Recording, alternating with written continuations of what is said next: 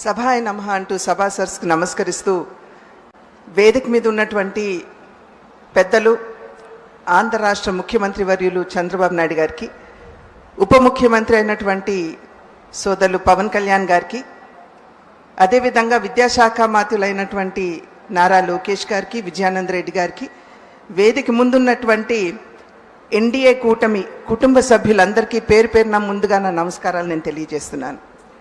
సుపరిపాలనలో తొలి అడుగు. ఎన్డీఏ కూటమి రాష్ట్రంలో అధికారంలోకి వచ్చి 1 సంవత్సర కాలం పూర్తి చేసుకోవడం జరిగింది. ఖచ్చితంగా అందరూ కూడా సంబరాలు జరుపుకోవాల్సిందే. నరకాసుర వధ జరిగిన తర్వాత మనం అందరం కూడా దీపావళి అనేది జరుపుకుంటూ ఉంటాం. 5 సంవత్సరాల దుష్ట పరిపాలన మనం చూసినటువంటి సందర్భంలో దాన్ని అంతమొందించి 1 సంవత్సర కాలం కావస్తున్నటువంటి నేపథ్యంలో ఖచ్చితంగా ఆంధ్ర రాష్ట్ర ప్రజలందరూ కూడా సంబరాలు జరుపుకుంటున్నటువంటి విషయం మనందరికీ తెలుసు. అయితే ఈ నేపథ్యంలో ప్రజలందరూ సంబరాలు జరుపుకుంటున్నప్పుడు ప్రజలు నమ్మకంతో, విశ్వాసంతో గెలిపించినటువంటి ప్రజాప్రతినిధులందరూ కూడా మరి ఒక్కసారి ప్రజాసేవకి పునః అంకితం కావాల్సినటువంటి సమయం ఇది అని చెప్పి నేను గట్టిగా విశ్వసిస్తున్నటువంటి విషయం. ఏ విధంగా రాష్ట్రంలో కూటమి అధికారంలోకి వచ్చి 1 సంవత్సర కాలం జరుగుతుందో అదేవిధంగా కేంద్రంలో కూడా కూటమి ఇప్పుడు దగ్గర 11 సంవత్సరాలు జరిగినటువంటి నేపథ్యం. అయితే ఈ 11 సంవత్సరాల కేంద్ర కూటమి యొక్క ప్రస్థానంలో అంకిత భావం, అదేవిధంగా సేవా తత్పరత, దానితో పాటుగా సడలని సంకల్పం, ఇవన్నీ కూడా మనం ఈ 11 సంవత్సరాల కాలంలో మనం చూసాం. ఈ నిమిషం వరకు కూడా దేశంలో ఉన్నటువంటి 80 కోట్ల మంది పేదలకి ఉచితంగానే రేషన్లు ఇవ్వడం మాధ్యమంగా, అదేవిధంగా దేశంలో ఉన్నటువంటి 15 కోట్ల మందికి నీటి కుళాయి మాధ్యమంగా మరి నీటి సరఫరా చేస్తున్నటువంటి సందర్భంగా, అదేవిధంగా దేశంలో ఉన్నటువంటి మహిళల యొక్క ఆత్మగౌరవాన్ని కాపాడటానికి దేశవ్యాప్తంగా 12 కోట్ల మరుగుదొడ్ల నిర్మాణం చేసి, దీనికి తోడుగా దేశంలో ఉన్నటువంటి పేదలు వైద్యానికి అయ్యేటువంటి భారాన్ని భరించలేనటువంటి సందర్భంలో 50 కోట్ల మంది పేదలకి ఆయుష్మాన్ భారత్ మాధ్యమంగా సేవలు అందిస్తూ, దీనికి తోడు జన్ధన్ ఖాతాల మాధ్యమంగా దేశంలో 50 కోట్ల మందికి బ్యాంకింగ్ వ్యవస్థని చేరువ చేయటం, మరి పేదలకి వారి జీవితానికి భరోసా లేనటువంటి సందర్భంలో జీవన్ జ్యోతి యోజన, జీవన్ సురక్షిత్ యోజన, అటల్ పెన్షన్ యోజన వంటి బృహత్తరమైనటువంటి ఇన్సూరెన్స్ కార్యక్రమాలు తీసుకుని వచ్చి పేదలకి ఆసరా అందివ్వడంలో కావచ్చు, దేశంలో కోట్లాది మంది మహిళలకి ఉచితంగానే గ్యాస్ కనెక్షన్లు ఇవ్వడం మాధ్యమంగా, బీసీ కమిషన్కి చట్టబద్ధత కల్పించడం మాధ్యమంగా, ఈ విధంగా అనేక కార్యక్రమాల మాధ్యమంగా కేంద్రంలో ఉన్నటువంటి ఎన్డీఏ కూటమి ప్రభుత్వం దేశ సేవ పట్ల తనకున్నటువంటి అంకిత భావాన్ని, అదేవిధంగా కరోనా మహమ్మారి వచ్చినటువంటి సందర్భంలో అసలు కరోనా స్వరూపం ఎలాగుంటుందో దేశానికి తెలియనటువంటి సందర్భంలో అనేక అంతర్జాతీయ సంస్థలు దేశంలో 15 కోట్ల మంది మరణిస్తారు అని చెప్పినప్పటికీ 220 డోసులు కరోనా వ్యాక్సినేషన్లు ఉచితంగానే దేశ ప్రజలందరికీ అందించి దాని ద్వారా తన సేవా తత్పరతని కేంద్రంలో ఈ 11 సంవత్సరాలు అధికారంలో ఉన్నటువంటి ఎన్డీఏ కూటమి నిరూపించుకున్నటువంటి విషయం. 1949వ సంవత్సరంలో మన రాజ్యాంగాన్ని మనం స్వీకరించినప్పుడు జమ్మూ కాశ్మీర్కి సంబంధించి అధికరణ 370 అంటే అధికరణ 370 మాధ్యమంగా బహుశా జమ్మూ కాశ్మీర్ అసలు మన భారతదేశంలో అంతర్భాగం కాదేమో అనేటువంటి ఒక ఆందోళన కలుగుతుంది. అయితే అది తాత్కాలికమని చెప్పి రాజ్యాంగంలో పెట్టినప్పటికీ కూడా 75 సంవత్సరాల స్వతంత్ర భారత ప్రస్థానంలో ఎవ్వరూ కూడా దాన్ని ఎత్తివేసే సాహసం చేయనప్పటికీ నరేంద్ర మోడీ గారు ప్రధాని అయిన తర్వాత 370 అధికారాన్ని తొలగించి జమ్మూ కాశ్మీర్ మన భారతదేశంలో అంతర్భాగం అని చెప్పి నిరూపించడం మాధ్యమంగా, అదేవిధంగా ట్రిపుల్ తలాక్ ఎత్తివేస్తూ మైనారిటీ మహిళల జీవితాల్లో ఏవైతే ఛిద్రమైపోతున్నాయో వారి జీవితాల్లో మెరుగైనటువంటి మార్పులు తీసుకురావడం ద్వారా, దీనికి తోడు వక్ఫ్ బిల్ ఏదైతే ఉందో దానిలో జరుగుతున్నటువంటి అవినీతి కావచ్చు, లేకపోతే మైనారిటీలో ఉన్నటువంటి వెనుకబడినటువంటి కులాలకి న్యాయం జరగనటువంటి సందర్భంలో, మహిళలకి న్యాయం జరగనటువంటి సందర్భంలో వక్ఫ్ చట్టానికి తీసుకురావాల్సినటువంటి సవరణను తీసుకువచ్చి కావచ్చు, వీటి మాధ్యమంగా ఏదైతే కేంద్రంలో ఉన్నటువంటి ఎన్డీఏ కూటమి తనకున్నటువంటి అంకిత భావాన్ని తెలియపరుచుకున్నదని చెప్పి మనం ఇక్కడ గమనించాలి. 2014వ సంవత్సరానికి ముందు మన దేశంలోకి పొరుగు దేశమైనటువంటి పాకిస్తాన్ ఏదైతే ఉగ్రవాదాన్ని పెంచి పోషిస్తుందో అక్కడి నుండి ఉగ్రవాదులు మన దేశంలోకి చొచ్చుకుని వచ్చి మన సైనికుల్ని హతమార్చి వారి తలల్ని మొండం నుండి వేరు చేసి జ్ఞాపికలుగా వారి దేశానికి తీసుకుని వెళ్ళిపోతుంటే ఏమి చేయలేనటువంటి పరిస్థితి అప్పట్లో ఉన్నా, ఆ తరువాత పఠాన్కోట్ అదేవిధంగా ఉరి ఈ సంఘటనలో మన సైనికుల్ని హతమార్చినప్పుడు ముష్కరులు వెంటనే వారి భూభాగంలోకి వెళ్ళి అక్కడ ఉన్నటువంటి ఉగ్రవాద స్థావరాన్ని ధ్వంసం చేయడం మాధ్యమంగా, మరి మొన్న జరిగినటువంటి ఏప్రిల్ 22వ తారీఖున పాకిస్తాన్ నుండి ముష్కరులు మన దేశంలోకి చొచ్చుకుని వచ్చి అమాయకులైనటువంటి మన భారత పౌరుల్ని చంపినటువంటి సందర్భంలో ఒక్కసారి మనం అందరం కూడా ఇక్కడ ఆలోచించాలి.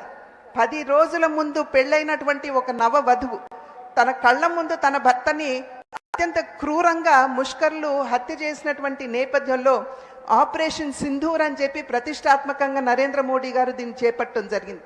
అంటే మన భారత నారీమణుల యొక్క నుదుటి మీద దిద్దుకునేటువంటి తిలకం యొక్క రంగు ఏదైతే ఉందో, సింధూరం రంగు ఏదైతే ఉందో, అది ముష్కరుల యొక్క రక్తం కంటే కూడా గాఢమైన రంగు అని చెప్పి నిరూపిస్తూ ఆపరేషన్ సింధూర్ని చేపట్టడం జరిగింది. ఇవన్నీ ఒక్కసారి మనం తిలకించినట్లయితే కేంద్ర ప్రభుత్వానికి ఉన్నటువంటి అకుంఠిత దీక్ష మరియు సడలని దృఢమైన సంకల్పానికి నిదర్శనంగా మనం భావించాలి. ఇదే సందర్భంలో అనేక పలుమార్లు నరేంద్ర మోడీ గారు మాట్లాడుతున్నటువంటి నేపథ్యంలో వికసిత్ భారత్ 2047వ సంవత్సరం లక్ష్యం అని చెప్పి అనేక సందర్భాల్లో వారు చెప్పారు. ఇక్కడ మనం వికసిత్ భారత్ అంటే అర్థం మనం ఒక్కసారి ఇక్కడ గమనించాలి.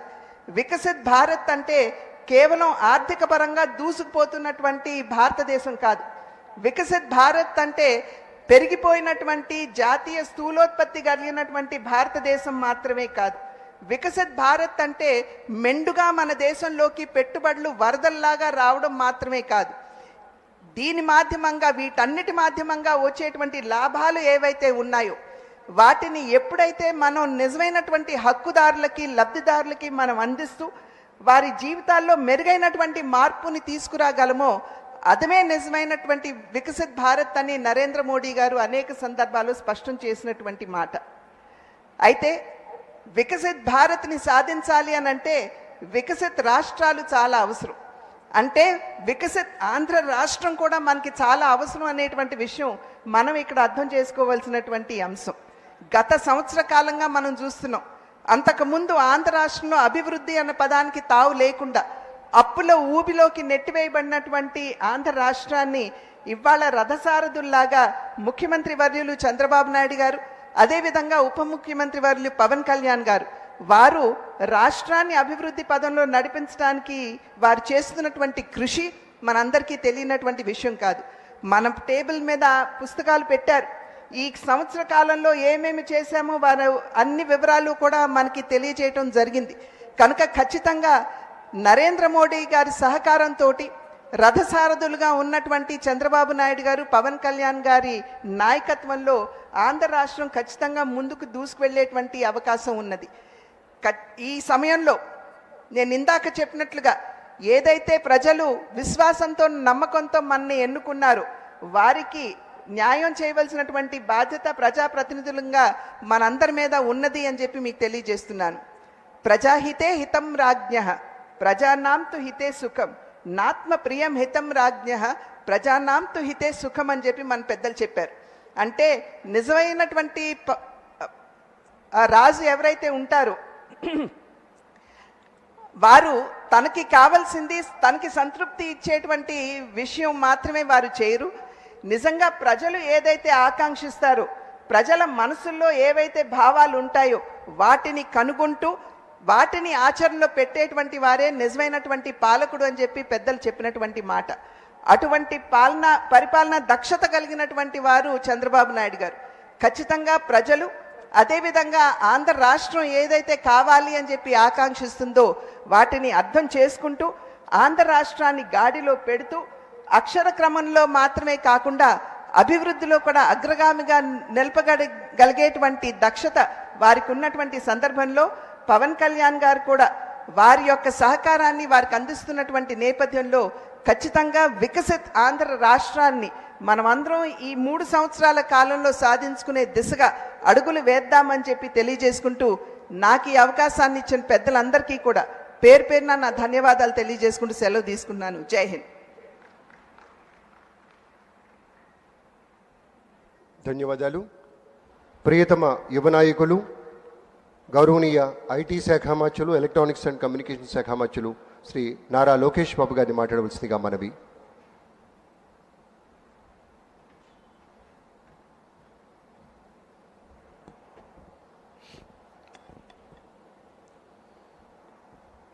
ఈ వేదికపై నిలబడి మాట్లాడే అవకాశం కల్పించిన ఆంధ్ర రాష్ట్ర ప్రజలకి, గౌరవ ముఖ్యమంత్రి చంద్రబాబు నాయుడు గారికి, గౌరవ ఉప ముఖ్యమంత్రి పవన్ అన్నకి, రాజమండ్రి ఎంపీ గౌరవ పురంధేశ్వరి గారికి, ఈ సమావేశానికి విచ్చేసిన అధికారులు, ప్రజాప్రతినిధులు అందరికీ పేరు పేరున నా హృదయపూర్వక నమస్కారాలు. జూన్ 4వ తారీఖు నాడు రాష్ట్ర చరిత్రనే మార్చిన రోజు, ప్రజాస్వామ్యం గెలిచిన రోజు, బాబాసాహెబ్ డాక్టర్ బిఆర్ అంబేద్కర్ గారు రాసిన రాజ్యాంగం గొప్పతనం ఏంటో ప్రజలు చూపించిన రోజు. అందరూ కూటమి గెలిచింది, తెలుగుదేశం పార్టీ గెలిచింది, జనసేన పార్టీ గెలిచింది, లేదంటే భారతీయ జనతా పార్టీ గెలిచింది అంటున్నారు. కానీ గెలిచింది కూటమి పార్టీలు కాదు, గెలిచింది ఆంధ్ర రాష్ట్ర ప్రజలు. 94% స్ట్రైక్ రేట్ అంటే 175 స్థానాల్లో 124 స్థానాలు కూటమి కైవసం చేసుకుంది. ప్రజలు రికార్డు బద్దలు కొట్టారు, చరిత్ర తిరిగి రాశారు. ఇది ప్రజా విజయం. రాజ్యాంగం ఎంత గొప్పదైనా దాన్ని అమలు చేసేవారు చెడ్డవారైతే చెడ్డ ఫలితాలు వస్తాయని ఆనాడు డాక్టర్ బిఆర్ అంబేద్కర్ గారు అన్నారు. గత 5 ఏళ్ళ విధ్వంస పాలన మనందరం చూసాం. 10 లక్షల కోట్ల అప్పు చేశారు, ఆంధ్రప్రదేశ్ని అప్పుల ప్రదేశ్గా మార్చేశారు. ఒక కొత్త కంపెనీ తీసుకురాకపోగా ఉన్న కంపెనీల్ని పక్క రాష్ట్రానికి తరిమేసే పరిస్థితి మనందరం చూసాం. దేశంలో ఎక్కడైనా పెట్టుబడులు పెడతాం కానీ ఒక్క ఆంధ్ర రాష్ట్రంలో మటుకు మేము పెట్టుబడులు పెట్టమని ఆనాడు లూలు సంస్థ ఏకంగా బహిరంగంగా చెప్తాం జరిగింది. అలాంటి పరిస్థితిలో ఆనాడు ఆంధ్ర రాష్ట్రం ఉంది. ఒక్క రోడ్డు వేయలేదు, కనీసం రోడ్డు పైన ఉన్న గుంటలు కూడా ఆనాడు పూడ్చలేదు. ఒక్క సాగునీటి ప్రాజెక్ట్ పూర్తి చేయలేదు. వరం లాగున్న డ్రిప్ ఇరిగేషన్ ఏకంగా ఇచ్చే సబ్సిడీ కూడా రద్దు చేశారు. ఇంకా వెలుగొండ ప్రాజెక్ట్ పూర్తి కాకుండా ముందల్నే జాతికి అంకితం చేసే సందర్భాలు మనం చూసాం. కప్పుడు నీళ్లు పోసి కుప్పంకు నీరు తీసుకొచ్చామని ఆనాటి పాలకులు అన్నారు. కడప స్టీల్ ప్లాంట్కి 2 సార్లు శంకుస్థాపన చేశారు, అక్కడ కనీసం ఒక్క ఇటుక కూడా పడలేదు. ఇంకా విశాఖపట్నంలో ఒక్క వ్యక్తి బతికేదానికి 700 కోట్లతో ఒక రాయల్ ప్యాలెస్ కట్టుకున్నారు తప్ప విశాఖ ఉక్కు గురించి కానీ అదేవిధంగా రైల్వే జోన్ గురించి ఏనాడు మాట్లాడలేదు. 5 ఏళ్ళు అరాచక పాలన ప్రజలు చూశారు. ఏకంగా దళితుల్ని చంపి డోర్ డెలివరీలు చేసిన రోజులు ప్రజలు చూశారు. కోవిడ్ సమయంలో మాస్క్ అరిగినందుకు ఒక డాక్టర్ని ఎంత కిరాతకంగా చంపారో ప్రజలు చూశారు. అక్కని వేధించాడని కంప్లైంట్ చేసిన ఒక అమర్నాథ్ గౌడ్ని ఏకంగా పెట్రోల్ పోసి తగలబెట్టి చంపేసిన రోజులు ప్రజలు చూశారు. ప్రశ్నిస్తే లాఠీ దెబ్బలు, కేసులు, అరెస్టులు. ఇంకా విధ్వంస పాలనపై ప్రజలు తిరుగుబాటు చేశారు. అందుకే పెద్ద ఎత్తున కూటమిని ప్రజలు ఆశీర్వదించారు, దీవించారు. సుపరిపాలనలో మనం తొలి అడుగు వేశాం. 5 ఏళ్ళు రాష్ట్ర విధ్వంసం చేసిన వారు ఈరోజు ప్రజాప్రభుత్వం ఏం చేసిందని ప్రశ్నిస్తారు. వాళ్ళు నేను సూటిగా కొన్ని సమాధానాలు చెప్పదలుచుకున్నా. ప్రభుత్వం వచ్చిన తర్వాత ప్రజలు ఈరోజు ప్రశాంతంగా ఉంటున్నారు. ప్రభుత్వం వచ్చిన తర్వాత ప్రజల ముఖంలో చిరునవ్వు ఈరోజు కంపడుతుంది.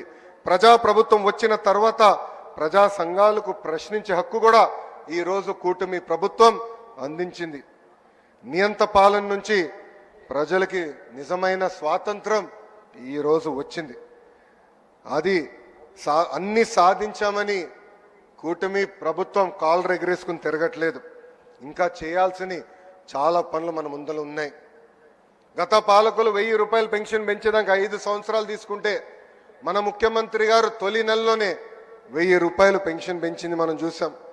దేశంలో ఏ రాష్ట్రం ఇవ్వని విధంగా వృద్ధులకి 4000 రూపాయలు, వికలాంగులకి 6000 రూపాయలు, బెడ్కే పరిమితమైన వారికి 15000 రూపాయలు ఈరోజు కూటమి ప్రభుత్వం అందిస్తుంది. అంటే ఒక పెన్షన్ కార్యక్రమం ద్వారా 34,000 కోట్ల రూపాయలు ఈరోజు కూటమి ప్రభుత్వం ఆర్థిక సహాయం చేస్తుంది.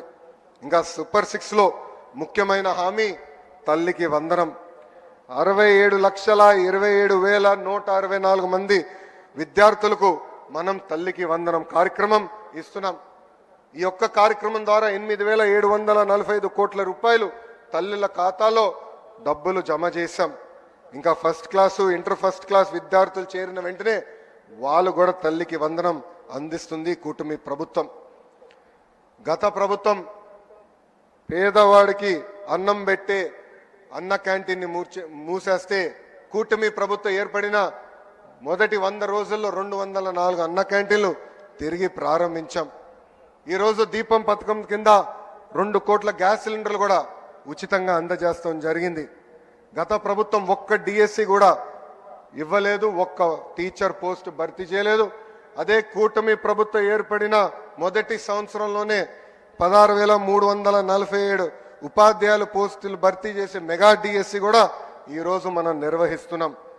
ఈ నెలలోనే అన్నదాత సుఖీభవ, ఆగస్టు 15కి మహిళలకు ఉచిత బస్ ప్రయాణం. గత పాలకులు ఆస్తులు కొట్టేసేదానికి తీసుకొచ్చిన ల్యాండ్ టైటిలింగ్ యాక్ట్ కూడా కూటమి ప్రభుత్వం రద్దు చేస్తాం జరిగింది. పేదలకి చేయూత ఇవ్వటమే కూటమి ప్రభుత్వం లక్ష్యం. అందుకే గౌరవ ముఖ్యమంత్రి గారు P4 అద్భుతమైన కాన్సెప్ట్ ప్రకటించారు. పేద ప్రజలకి చేయూత అందిస్తమే ఈ P4 కాన్సెప్ట్. బంగారు కుటుంబం మార్గదర్శకులందరికీ నా హృదయపూర్వక ధన్యవాదాలు తెలుపుతున్నా. నేను ఏ రాష్ట్రానికి వెళ్ళినా, కేంద్రంలో ఏ మంత్రిని కలిసినా వాళ్ళందరూ ఒకటే అంటారు, బాబు గారు ఈరోజు ఆలోచించింది దేశం రేపు ఆలోచిస్తుందని. అలాంటి అద్భుతమైన కాన్సెప్ట్ P4 అని సభాముఖంగా మీ అందరికి తెలుపుతున్నా. ఇంకా పవన్ అన్న నాయకత్వంలో పంచాయతీలకి నిజమైన స్వాతంత్రం వచ్చింది. పంచాయతీలకి బకాయిగా ఉన్న 1000 కోట్ల రూపాయల నిధులు నేరుగా పంచాయతీలకు వేసాం. రైతుల నుంచి 56 లక్షల మెట్రిక్ టన్నులు ధాన్యం సేకరించాం. 13,600 కోట్ల రూపాయలు ఈ యొక్క కార్యక్రమం కోసం కూటమి ప్రభుత్వం కూడా చెల్లిస్తాం జరిగింది. ఇంకా పొగాకు, మిర్చి, కొక్కో, మామిడి రైతులు ఇబ్బంది ఉందంటే ప్రభుత్వం యుద్ధ ప్రాతిపదికంగా స్పందించి ఈ రోజుని వాళ్ళని కూడా ఆదుకుంటాం జరిగింది. అభివృద్ధి వికేంద్రీకరణం అనేది కూటమి ప్రభుత్వం ఎజెండా. కేవలం ఒక ఏడాదిలోనే 9.5 లక్షల కోట్ల పెట్టుబడి, వాటి ద్వారా 8 లక్షల మందికి ఉద్యోగాల కల్పన కోసం ఒప్పందాలు కుదిరించుకున్నాం. రాయలసీమను ఒక automotive, electronics, horticulture, renewable energy హబ్గా కూటమి ప్రభుత్వం తీర్చిదిద్దుతుంది. ఏకంగా LG ఎలక్ట్రానిక్స్, రెన్యూ లాంటి సంస్థల్ని రాయలసీమకి ఈ మొదటి సంవత్సరంలో మేము తీసుకొచ్చాం. ఇంకా ప్రకాశం జిల్లాలో రిలయన్స్ CBG ప్లాంట్లు ఏర్పాటు చేస్తున్నాం. ఉభయ గోదావరి జిల్లాలో ఆక్వాని పెద్ద ఎత్తున ప్రోత్సహిస్తున్నాం.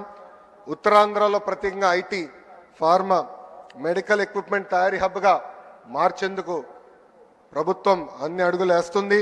ఏకంగా ఆర్సిలర్ మిత్తల్ ప్రాజెక్ట్, ఒక TCS, ఒక కాగ్నిసెంట్ కూడా ఉత్తరాంధ్రకి ఈరోజు కూటమి ప్రభుత్వం తీసుకొచ్చింది. మన ప్రభుత్వం డబుల్ ఇంజిన్ సర్కార్. మన నమో రాష్ట్రం కోరిన అన్ని కోరికలు ఈరోజు తీరుస్తున్నారు. అమరావతి పనులు ఈరోజు డబుల్ స్పీడ్లో పట్టాలు ఎక్కించాం. పోలవరానికి ఏకంగా 12,000 కోట్ల రూపాయలు కేటాయించారు. ఒక విశాఖ ఉక్కు కాపాడడానికి 11,500 కోట్ల రూపాయలు ఈరోజు మన నిధులు ఇస్తాం జరిగింది. ఇంకా ఉర్వకల్ కొప్పర్తి ఇండస్ట్రియల్ నోడ్కు 5,000 కోట్ల రూపాయలు కేంద్ర ప్రభుత్వం మనకి సహాయం చేసింది. Visakha railway zone, Bhogapuram airport పనులు వేగంగా ఈరోజు జరుగుతున్నాయి. ఇంకా కర్నూలు హైకోర్టు బెంచ్ ఏర్పాటు కోసం కూడా కేంద్ర ప్రభుత్వం సహకరిస్తుంది.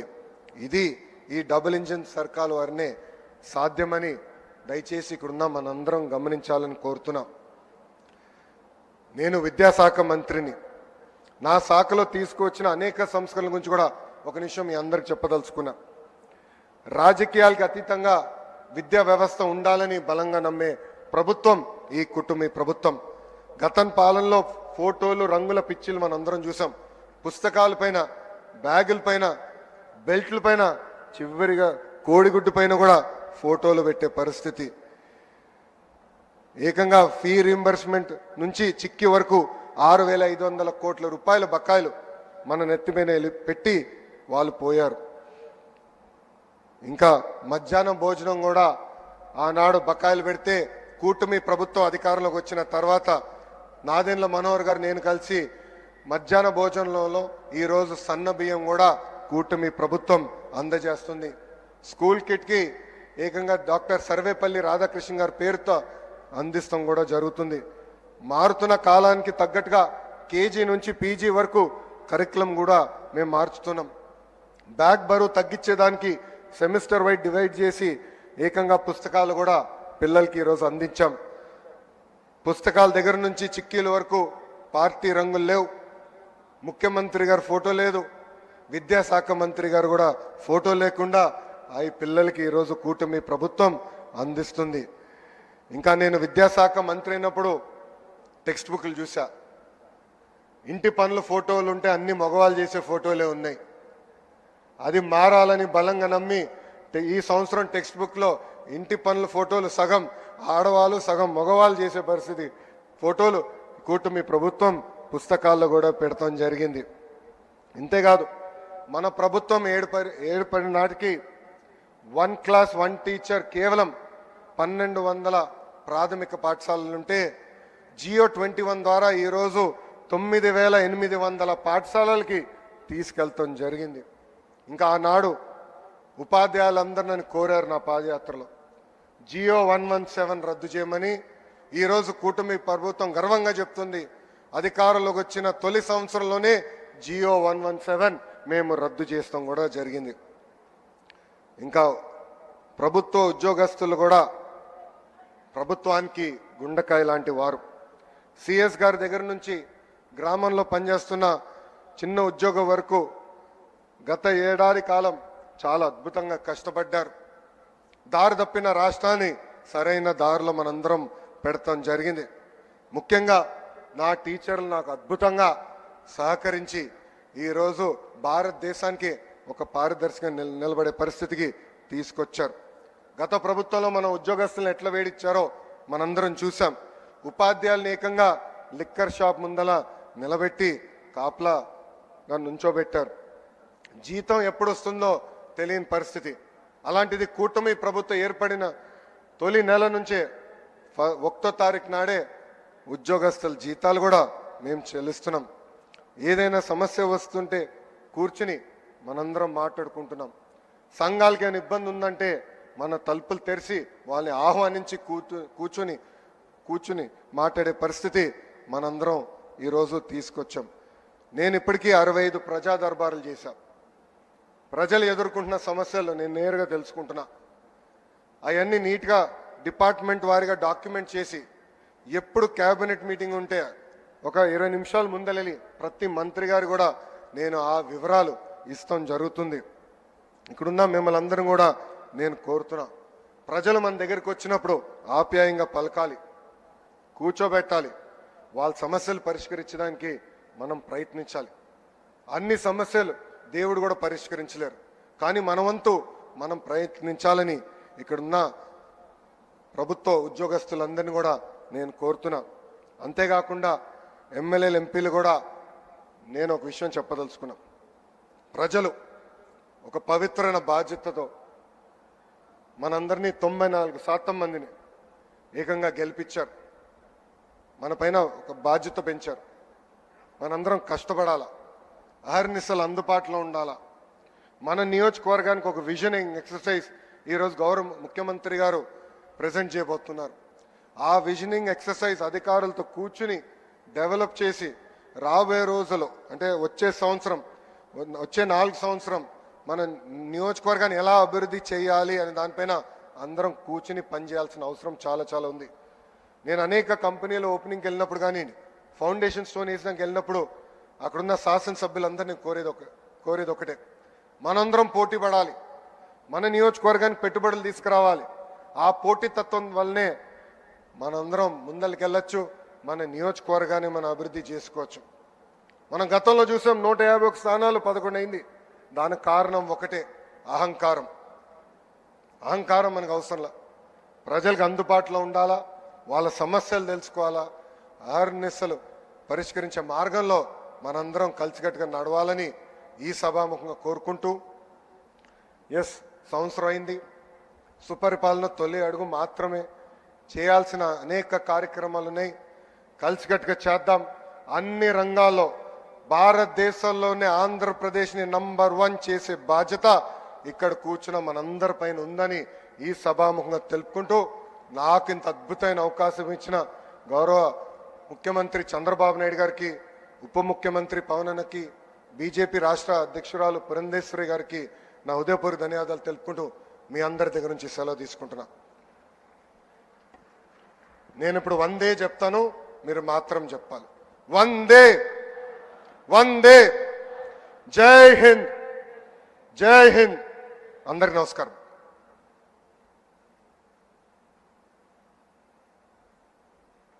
ధన్యవాదాలు సార్. ప్రజల అభ్యున్నతే తమ ఏకైక లక్ష్యంగా పనిచేస్తున్న గౌరవ ఉప ముఖ్యమంత్రి వర్యులు శ్రీ పవన్ కళ్యాణ్ గారిని మాట్లాడవలసిందిగా ప్రార్థన.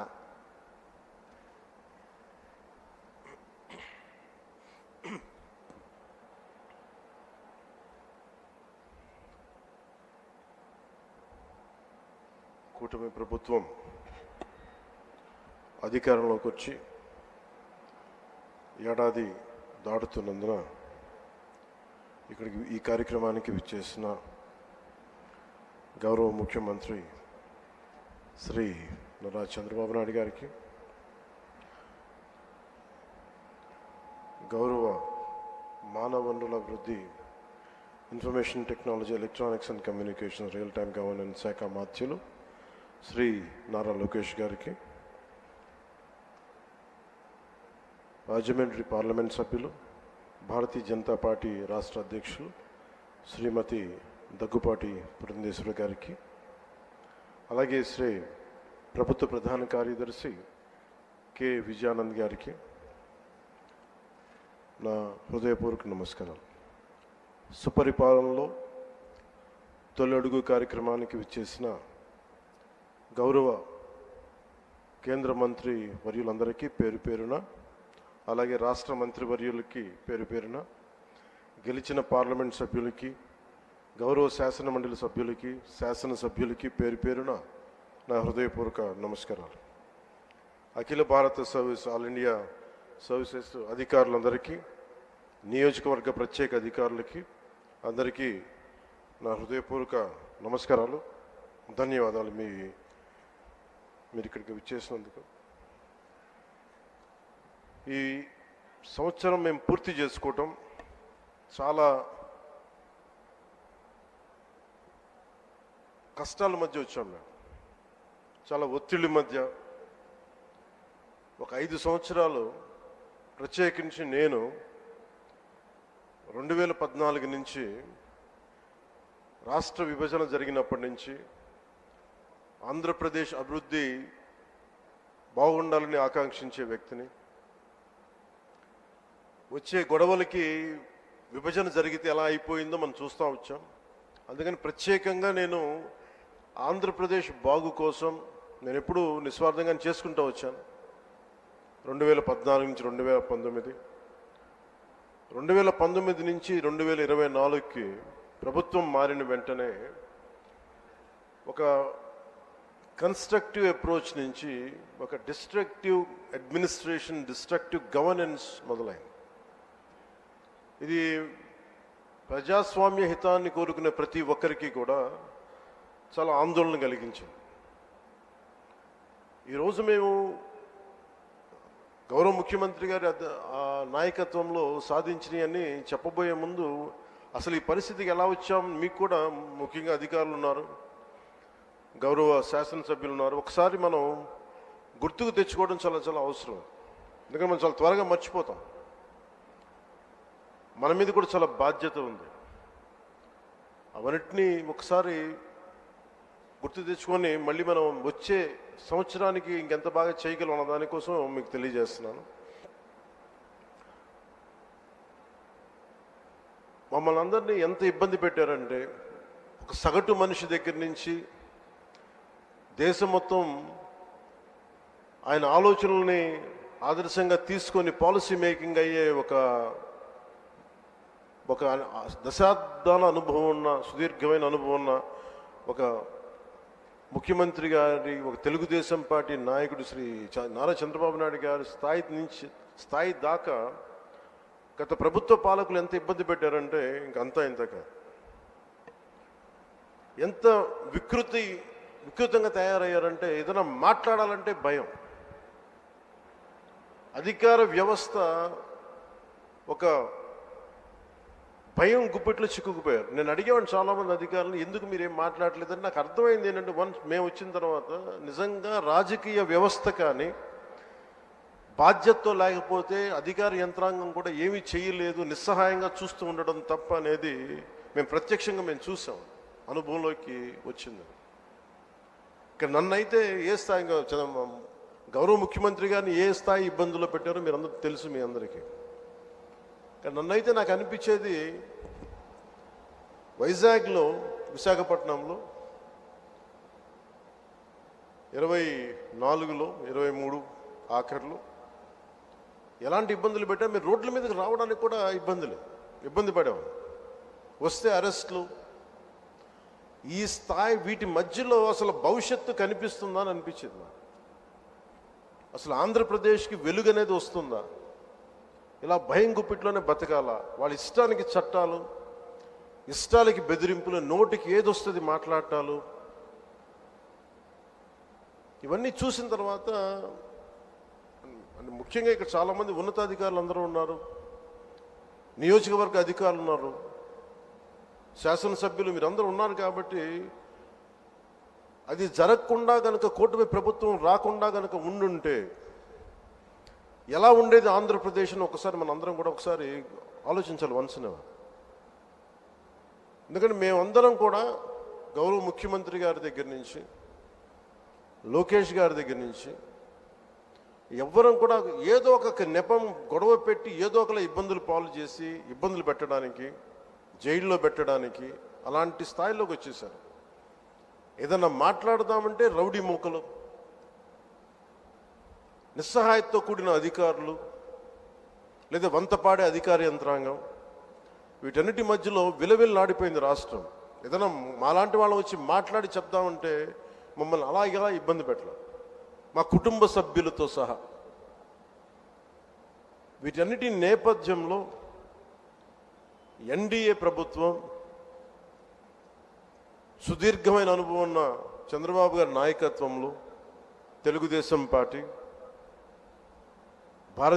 భారతీయ జనతా పార్టీ, జనసేన, ఇవన్నీ కలిసి కూటమి ప్రభుత్వాన్ని ఏర్పాటు చేయడానికి, నిలబడటానికి ముఖ్య ఉద్దేశం ఒక సుపరిపాలన అందించాలి, అడ్మినిస్ట్రేషన్ విత్ అన్ అకౌంటబిలిటీ, ఒక రెస్పాన్సిబిలిటీ తోటి ముందుకెళ్ళాలి అన్న ఉద్దేశంతో మేమందరం ముందుకు వచ్చాం. ప్రజలు దాన్ని గుర్తించారు, ఆదరించారు. ఈ ప్రభుత్వానికి, ఈ కూటమి ప్రభుత్వానికి అండగా నిలబడ్డారు. ఆంధ్రప్రదేశ్ ఇప్పుడు స్వర్ణాంధ్రప్రదేశ్ దిశగా అడుగులు వేస్తుంది. ఈ మార్పు తీసుకురావడానికి ఒక యుద్ధమే చేయాల్సి వచ్చింది. ఆ పోరాటానికి ఫలితం వచ్చి ఏడాది పూర్తయింది. చీకటి నుంచి వెలుగులోకి ఇప్పుడిప్పుడే వస్తున్నాం. ముందుగా రాష్ట్ర ప్రజలకి తెలుగుదేశం, భారతీయ జనతా పార్టీ, జనసేన కూటమికి అద్భుత విజయాన్ని అందించిన రాష్ట్ర ప్రజలకి ఈ సుపరిపాలనకి ఏడాది వచ్చిన సందర్భంగా మేము మీకు ప్రత్యేకంగా కృతజ్ఞతలు తెలియజేస్తున్నాం.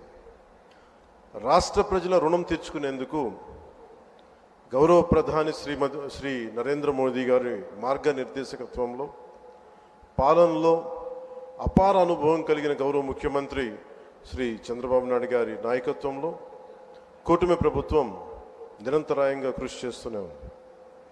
ఒకవైపు కుదేలైన ఆర్థిక వ్యవస్థ, అస్తవ్యస్త విధానాలతో ఉన్న ఈ నడిపిన ప్రభుత్వాన్ని తిరిగి గాడిని పెట్టడానికి గౌరవ ముఖ్యమంత్రి గారి అపారమైన అనుభవం మా అందరికీ ఎంతో బలాన్ని ఇస్తాం. అలాగే గౌరవ ప్రధానమంత్రి శ్రీ నరేంద్ర మోదీ గారి కేంద్రం నుంచి అందిస్తున్న సహాయ సహకారాలతోటి, ముఖ్యమంత్రి గారి పాలనా దక్షతతోటి, మంత్రివర్గ సహచరుల మద్దతుతోటి స్వర్ణాంధ్రప్రదేశ్ విజన్ 2047 వికసిత్ భారత్ లక్ష్యాల సాధన దిశగా ముందుకు వెళ్తా ఉంది. ఈ మధ్యనే మనం 11వ అంతర్జాతీయ యోగా దినోత్సవం సందర్భంగా గౌరవ ముఖ్యమంత్రి శ్రీ నారా చంద్రబాబు నాయుడు గారి నేతృత్వంలో ఎన్డీఏ కూటమి ప్రభుత్వం విశాఖపట్నంలోని బీచ్ రోడ్లో 3 లక్షల పైచిలుకుతో మందితో నిర్వహించిన యోగాంధ్ర కార్యక్రమం ప్రపంచ రికార్డు సృష్టించింది. అలాగే రాష్ట్ర ప్రభుత్వ పథకాల్లో నేను చాలా సందర్భాలు అడిగేవాడిని ముఖ్యమంత్రి గారిని. ఎలక్షన్ సమయంలో మనం ఈ సూపర్ 6 ఇలాంటివన్నీ ఎలా చేయగలం ఏంటని మాట్లాడితే ఆయన ఎప్పుడు కూడా అనేది ఏంటంటే, డెవలప్మెంట్తో పాటు మనం వీటిని ఏవైతే ప్రజలకు అవసరం అయితే ఉన్నాయో అవి కూడా ఇవ్వాల్సిందే మనం అని చెప్పేసి, ముఖ్యంగా ఆయన 3,000 దాకా ఉన్న పెన్షన్ని ఆయన రాగానే 4,000కి పెంచగలిగారు. దివ్యాంగులకు ఇచ్చే పెన్షన్ 3,000 నుంచి 6,000. దివ్యాంగులు కొన్ని సంవత్సరాలుగా నా దృష్టిలో ఉంది, అందరూ ముఖ్యమంత్రి గారి దృష్టిలో ఉంది, మాకు పెంచండి అని అంటుంటే అది కుదరలేకపోయింది ఎవరికి, ఏ ప్రభుత్వానికి కూడా. కానీ ముఖ్యమంత్రి గారి నాయకత్వంలో ఆయన ఫినాన్షియల్ మేనేజ్మెంట్ అద్భుతం కాబట్టి 3,000 నుంచి 6,000కి పెంచారు. అలాగే ఈ సామాజిక పెన్షన్స్ చాలా అవసరం ఇవన్నీ చెప్పి వీటి కోసం 1,939 కోట్లు గత ప్రభుత్వం వెచ్చిస్తే, కూటమి ప్రభుత్వం 2,717 కోట్లు ఖర్చు చేస్తూ 63 లక్షల మందికి ఇది చేయూతనిస్తాం. ఆకలితోటి ఏదైనా బయటికి వెళ్ళి తిందాం తక్కువ ధరతో అనే అన్నా క్యాంటీన్ని మూసేసిన ప్రభుత్వాన్ని తిరిగి కూటమి ప్రభుత్వం రాగానే పునరుద్ధరించింది. 204 అన్నా క్యాంటీన్లు తిరిగి ప్రారంభించి సగటున రోజుకి 3 లక్షల మంది ఆకలి తీరుస్తాం. అలాగే దీపం పథకం ద్వారా తొలి విడతలో 1.15 కోట్ల గ్యాస్ సిలిండర్లని ఉచితంగా అందించారు. ఈ పథకం కోసం కూటమి ప్రభుత్వం 5 ఏళ్లలో 13,423 కోట్ల మొత్తాన్ని ఖర్చు చేయటం. అలాగే మత్స్యకార సోదరులకి దాదాపు 1,22,965 మందికి 266 కోట్లు అందజేసిన 20,000 రూపాయల చొప్పున. అలాగే నారా లోకేష్ గారు ప్రత్యేకించి ఆయన తీసుకున్న ఈ ఎడ్యుకేషన్ ఈ శాఖల ద్వారా ప్రత్యేకించి నాకు వ్యక్తిగతంగా నచ్చింది అని చేసింది డొక్కా సీతమ్మ మధ్యాహ్న భోజన పథకం పెట్టడం. ఎంతసేపు ప్రభుత్వ పథకాలకి గత ప్రభుత్వంలో ఆయన పేర్లు పెట్టుకోవడం, వారి పేర్లు పెట్టుకోవడం కంటే కాకుండా ఎవరైతే సమాజానికి ప్రేరణగా ఉన్నారో అలాంటి వారి పేర్లు పెట్టడం మనస్ఫూర్తిగా సర్వేపల్లి రాధాకృష్ణన్ గారి మన కిట్స్, స్కూల్ కిట్స్ అందించడం, ఇలాంటి చాలా రెవల్యూషన్ నిర్ణయాలు తీసుకున్న నారా లోకేష్ గారికి నా ప్రత్యేకంగా నా ధన్యవాదాలు తెలియజేస్తాను. ఇట్స్ క్వైట్ ఇన్స్పైరింగ్ అనిపించింది. అలాగే తల్లికి వందనానికి దాదాపు 67 లక్షల మందికి పైగా విద్యార్థులకు లబ్ధి చేకూరింది. ఈ మొత్తంలో 1,346 కోట్లు పాఠశాలల అభివృద్ధికి వెళ్తూ ఉంది.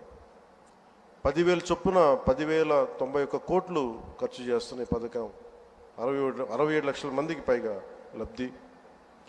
గత ప్రభుత్వం జాబ్ క్యాలెండర్ పేరిట మీద యువతని సరిగ్గా వదిలేసింది. ఒక్క డిఎస్సి కూడా నిర్వహించిన పాపాన్ని పోలేదు. కూటమి ప్రభుత్వం వచ్చిన వెంటనే 16,347 ఉపాధ్యాయ నియామకాలకు మెగా డిఎస్సి నోటిఫికేషన్ విడుదల చేసింది. వైసీపీ హయాంలో ఉపాధి కోసం యువత పక్క రాష్ట్రాలకు వెళ్ళిపోయే పరిస్థితుల్లో కూటమి ప్రభుత్వం నారా చంద్రబాబు గారి నాయకత్వంలో 20 లక్షల ఉద్యోగాల కల్పన దిశగా చాలా బలమైన ప్రణాళికలు సిద్ధం చేస్తూ ఉంది. 6,100 పోలీసు ఉద్యోగాల నియామకాలకు చర్యలు తీసుకుంది. ముఖ్యంగా గత పాలనలో లక్షలాది భవన నిర్మాణ కార్మికులు ఉపాధి కోల్పోయారు. నిర్మాణ రంగం కుదేలైంది. అలాంటి వాళ్ళకి కూటమి ప్రభుత్వం రాగానే ముఖ్యమంత్రి గారు ఒకటి చెప్పిన ఉచిత ఇసుక విధానాన్ని అమలు చేయాల్సిందని చెప్పి చేసినందుకు ప్రత్యేకంగా భవన నిర్మాణ కార్మికుల తరపున ముఖ్యమంత్రి గారికి నా కృతజ్ఞతలు తెలియజేసుకుంటున్నాను. ఏడాది కాలంలో బ్రాండ్ ఏపీని పునరుద్ధరించడం ద్వారా 9.4 లక్షల కోట్ల పెట్టుబడుల్ని ఆంధ్రప్రదేశ్ ఆకర్షించింది. తద్వారా 6 లక్షల ఉద్యోగాల కల్పనకు ఇది దారి వేస్తుంది. గత 5 ఏళ్లలో గజానికి గొంతగా మారిన రాష్ట్ర రహదారులకు పునర్జీవం నింపుతూ 20,000 కిలోమీటర్లు ఆర్ఎండ్బి రోడ్లకి మరమ్మతులు చేసింది. వైసీపీ గత పాలనలో ల్యాండ్ యాక్ట్ని రద్దు చేసే ఒక ల్యాండ్ యాక్ట్ని తీసుకొచ్చింది. దాన్ని రద్దు చేసి కూటమి ప్రభుత్వం రాగానే చంద్రబాబు గారి నాయకత్వంలో ఆ యాక్ట్ని రద్దు చేసి ప్రజల ఆస్తులకి రక్షణ కల్పించే విధంగా చర్యలు చేపట్టింది. గత ప్రభుత్వంలో BC, SC, ST, minority subplan నిధుల్ని సైతం ఇష్టారాజ్యంగా మళ్లించి వెనుకబడిన వర్గాల వారికి ద్రోహం చేసింది. కూటమి ప్రభుత్వం సప్లాన్ నిధులు దుర్వినియోగం కాకుండా చేపట్టి ఆయా వర్గాల స్వయం ఉపాధి పథకాలకి వెచ్చిస్తూ ఉంది. ప్రత్యేకించి నేను పంచాయతీరాజ్ శాఖని నేను నిర్వహిస్తున్నాను కాబట్టి దానికి సంబంధించి కొంచెం చెప్తాను మీకు. పంచాయతీరాజ్ గ్రామీణాభివృద్ధి శాఖ బాధ్యతలు స్వీకరించిన వెంటనే సర్పంచులు తలెత్తుకునేలా మొదటి అడుగు వేయడమైంది. జాతీయ పండుగలైన స్వాతంత్ర దినోత్సవం, గణతంత్ర వేడుకలకు నిర్వహణకిచ్చే నిధుల్ని మైనర్ పంచాయతీలకు 100 నుంచి 10,000కి, మేజర్ పంచాయతీలకు 250 నుంచి 25,000కి పెంచాం. గ్రామాన స్వాతంత్ర గణ దినోత్సవ వేడుకలను ఘనంగా నిర్వహించుకునే అవకాశం కల్పించి ఆత్మగౌరవాన్ని కాపాడాం. సర్పంచుల ఆత్మగౌరవాన్ని. గ్రామ స్వరాజ్య సాధన లక్ష్యంలో ఒకే రోజున 13,326 పంచాయతీల్లో గ్రామ సభలు నిర్వహించి ఒక సరికొత్త రికార్డు సాధించాం. ఇది పల్లె పండుగ ద్వారా గ్రామీణ రహదారులకి ఒక కొత్త కళ తీసుకొచ్చాం. రైతులకి అండగా మినీ గోకులాలు, నీటి కుంటలు చాలా తక్కువ కాలంలోనే తవ్వించాం.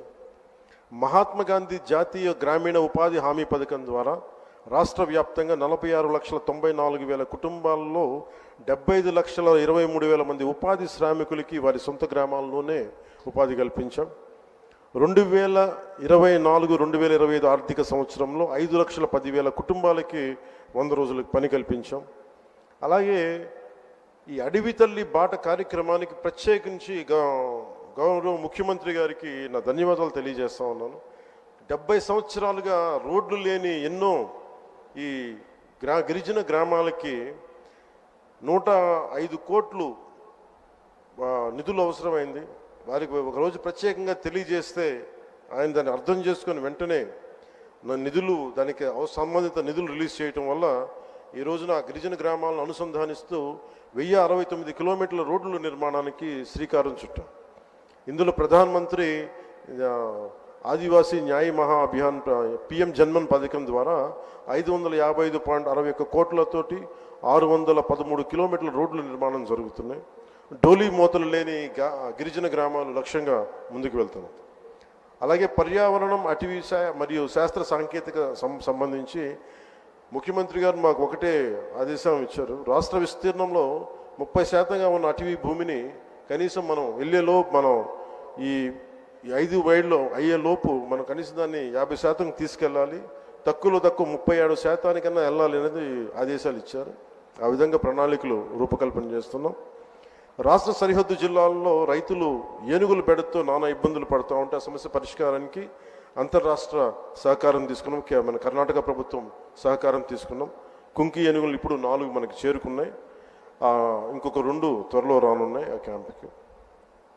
ఎర్రచందనం అక్రమ రవాణాను అరికట్టేందుకు కఠిన చర్యలు అమలు చేయడంతో పాటు అక్రమంగా తరలిపోతున్న ఎర్రచందనాన్ని తిరిగి తెచ్చుకునే విధంగా కర్ణాటక రాష్ట్రంతో ఒప్పందం కుదుర్చుకున్నాం. ఎకో టూరిజం అభివృద్ధికి చర్యలు చేపట్టాం. కాఫీ తోటలు ఇటీవల ప్రారంభించిన వుడెన్ బ్రిడ్జ్ కూడా ఈ కోవకి చెందుతుంది. 1122 కోట్లతోటి నగరవన యోజన ద్వారా 61 నగరవనాల ప్రాజెక్టులని చేపడుతున్నాం. 85.63 లక్షల ద్వారా ఎకో టూరిజాన్ని అభివృద్ధి చేస్తూ రాష్ట్రంలో 48 కమ్యూనిటీ బేస్డ్ ఎకో టూరిజం కేంద్రాలని వన సమితుల ద్వారా నిర్వహించబడుతున్నాయి.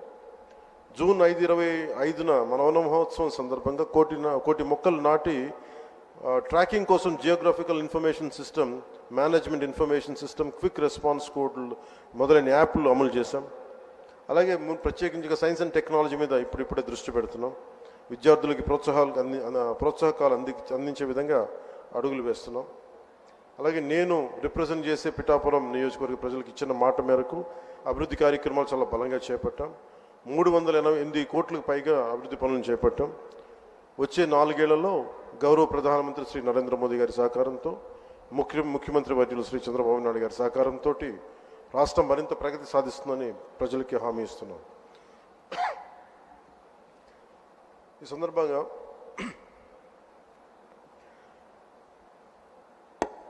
సరైన ఎంత రెలవెన్స్ నాకు తెలియదు, కానీ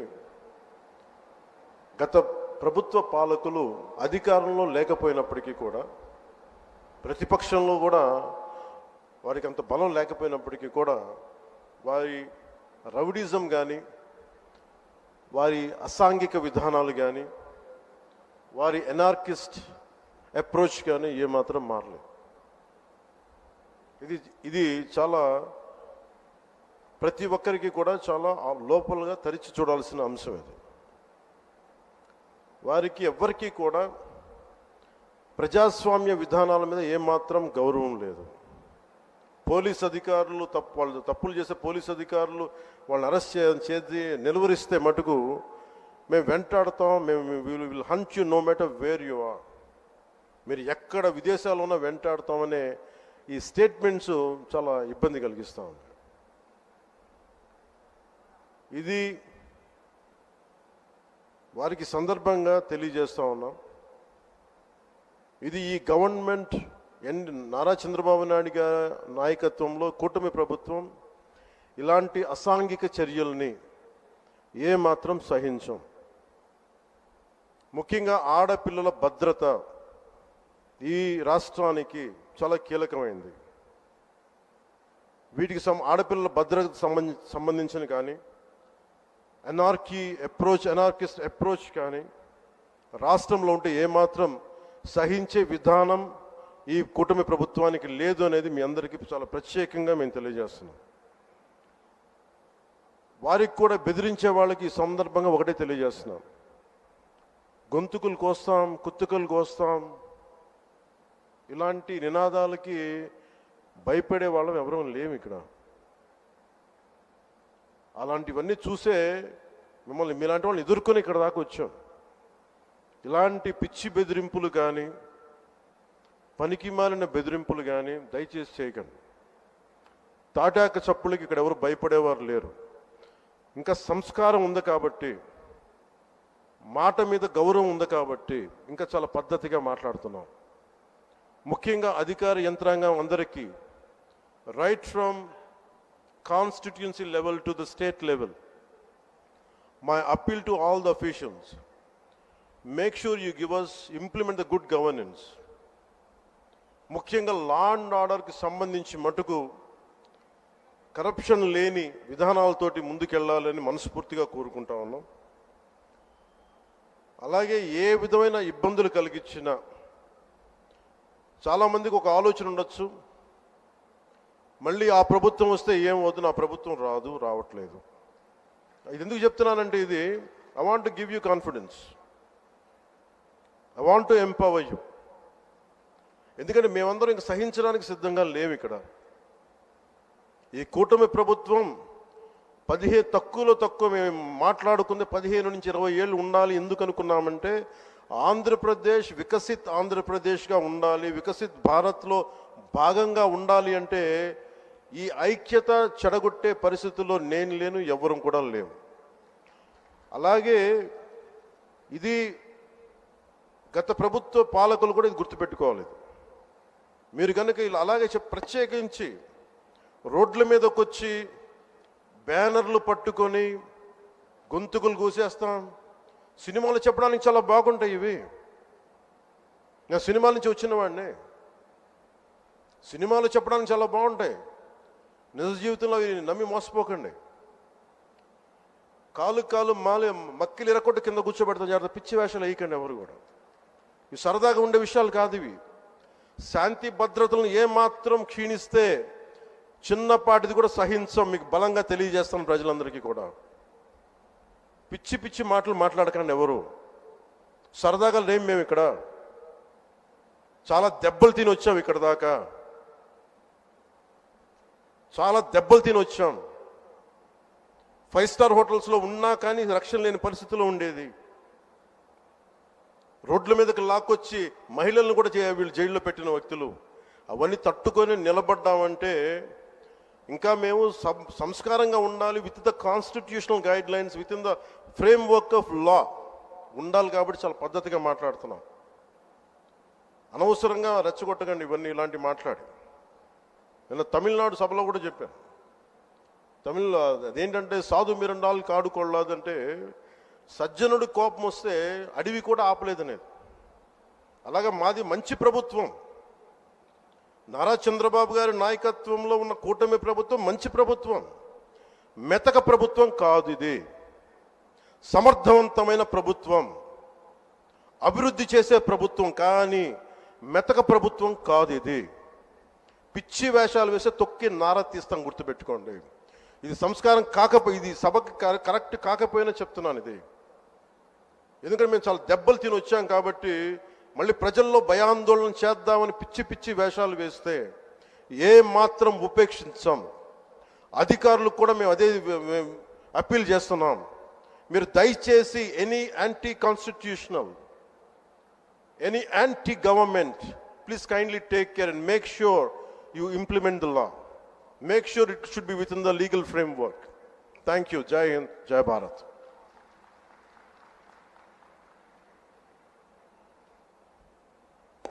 ధన్యవాదాలు సార్. టెక్నాలజీని అందిపుచ్చుకోవటంలో, దాన్ని ప్రజాసేవకు అనుసంధానం చేయటంలో సిద్ధహస్తులు ఎప్పటికీ ముందుంటారు మన చంద్రబాబు నాయుడు గారు, మన ముఖ్యమంత్రి వర్యులు. ఇప్పుడు వారి సందేశం కూడాను పవర్ పాయింట్ ప్రజెంటేషన్ ద్వారా మనతో మాట్లాడడానికి సిద్ధమవుతున్నారు శ్రీ చంద్రబాబు నాయుడు గారు. వీక్షిద్దాం వారి దూరదృష్టి, వారి పాలనా పరిపక్వత ఏమిటో.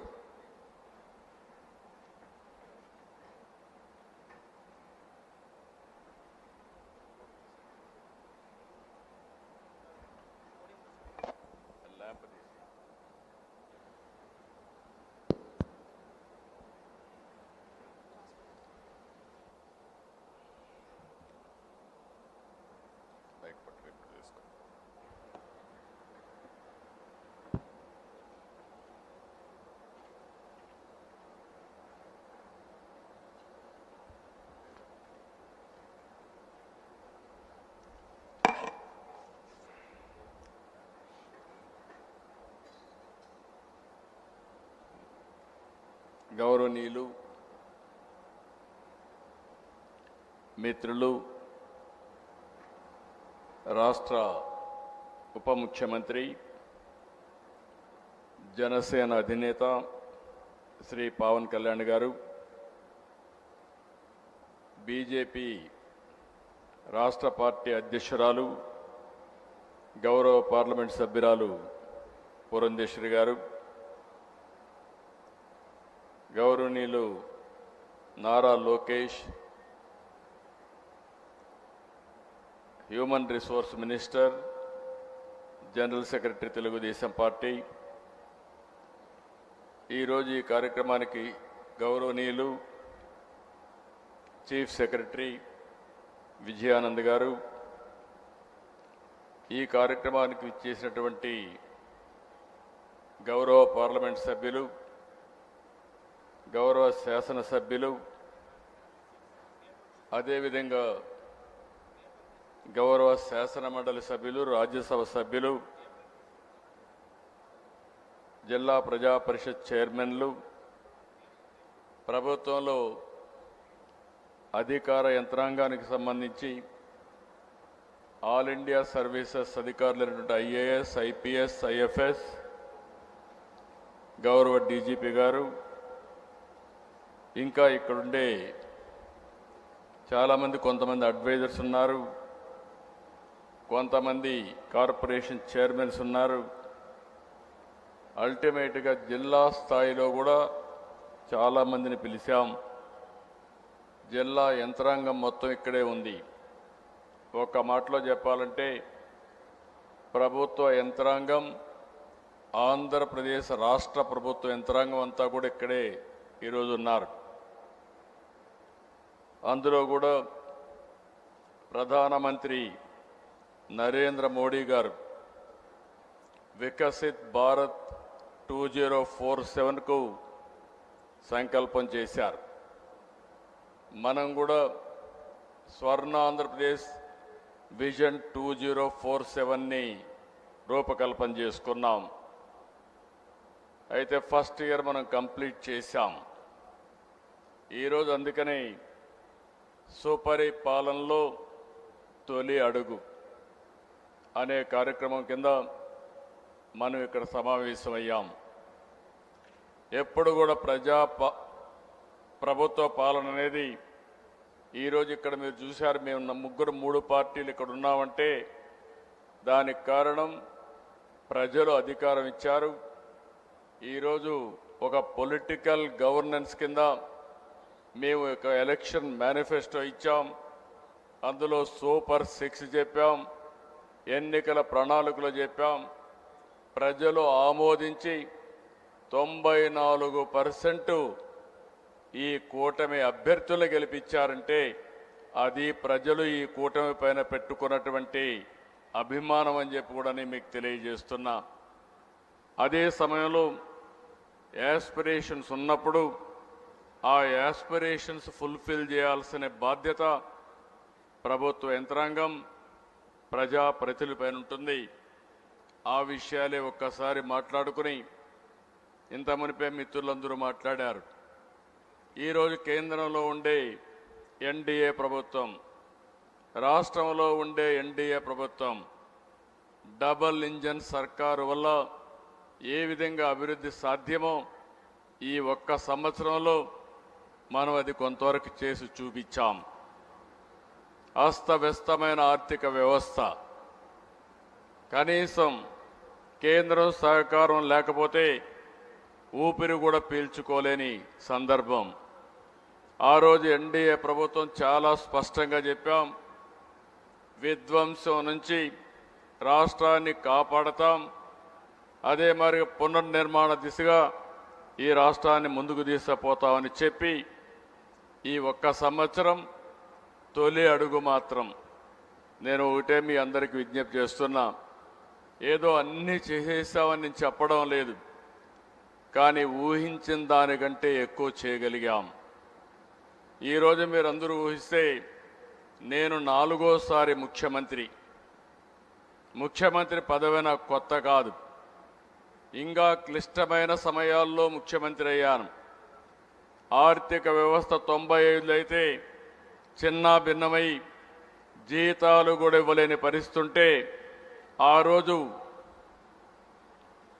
ఆనాటి ప్రభుత్వాన్ని సమర్థవంతంగా నడిపించడమే కాకుండా అన్ని విషయాల్లో మనం ముందుకు తీసుకుపోగలిగాం.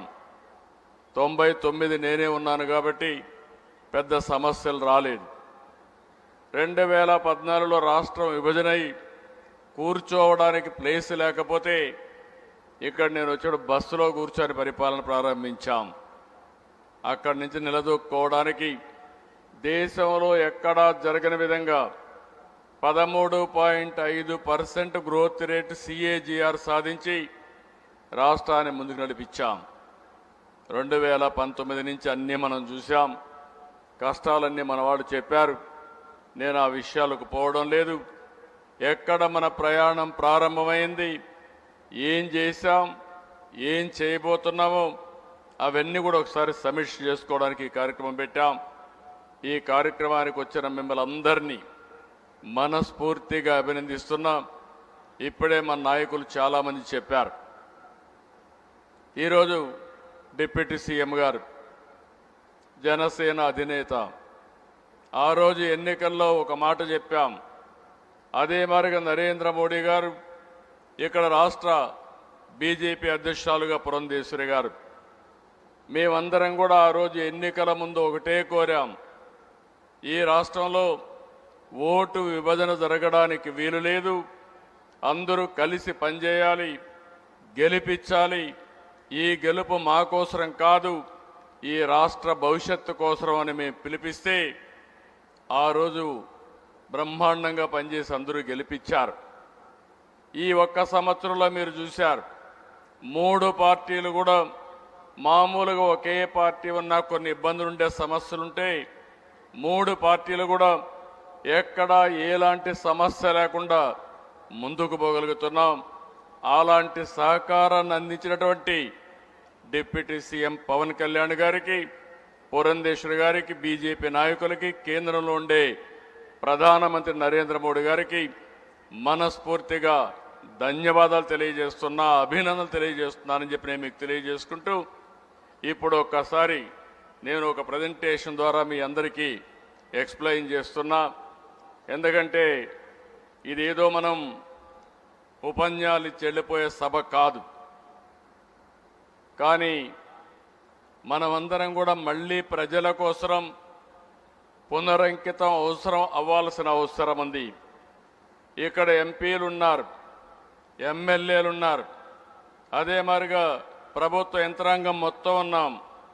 మనం అందరం అనుకుంటే, అందరం కలిసి సమిష్టిగా పనిచేయగలిగితే ఏదైనా సాధ్యం.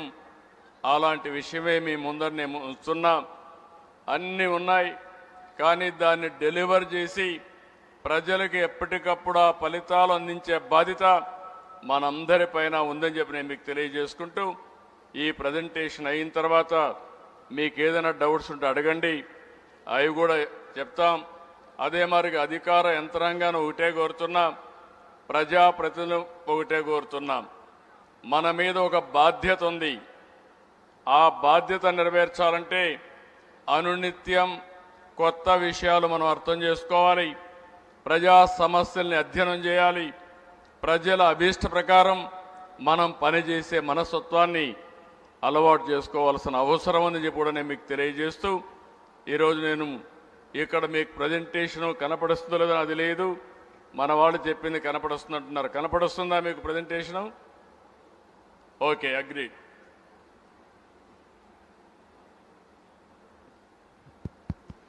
ఇప్పుడు మీరు చూస్తే సుపరిపాలనలో తొలి అడుగు, ఆకాంక్షల నుండి అభివృద్ధి దిశగా చాలా ప్రజల్లో ఆలోచనలు ఉన్నాయి, యాస్పిరేషన్స్ అయితే చాలా ఎక్కువ ఉన్నాయి, చేస్తామనే నమ్మకం కూడా ఉంది.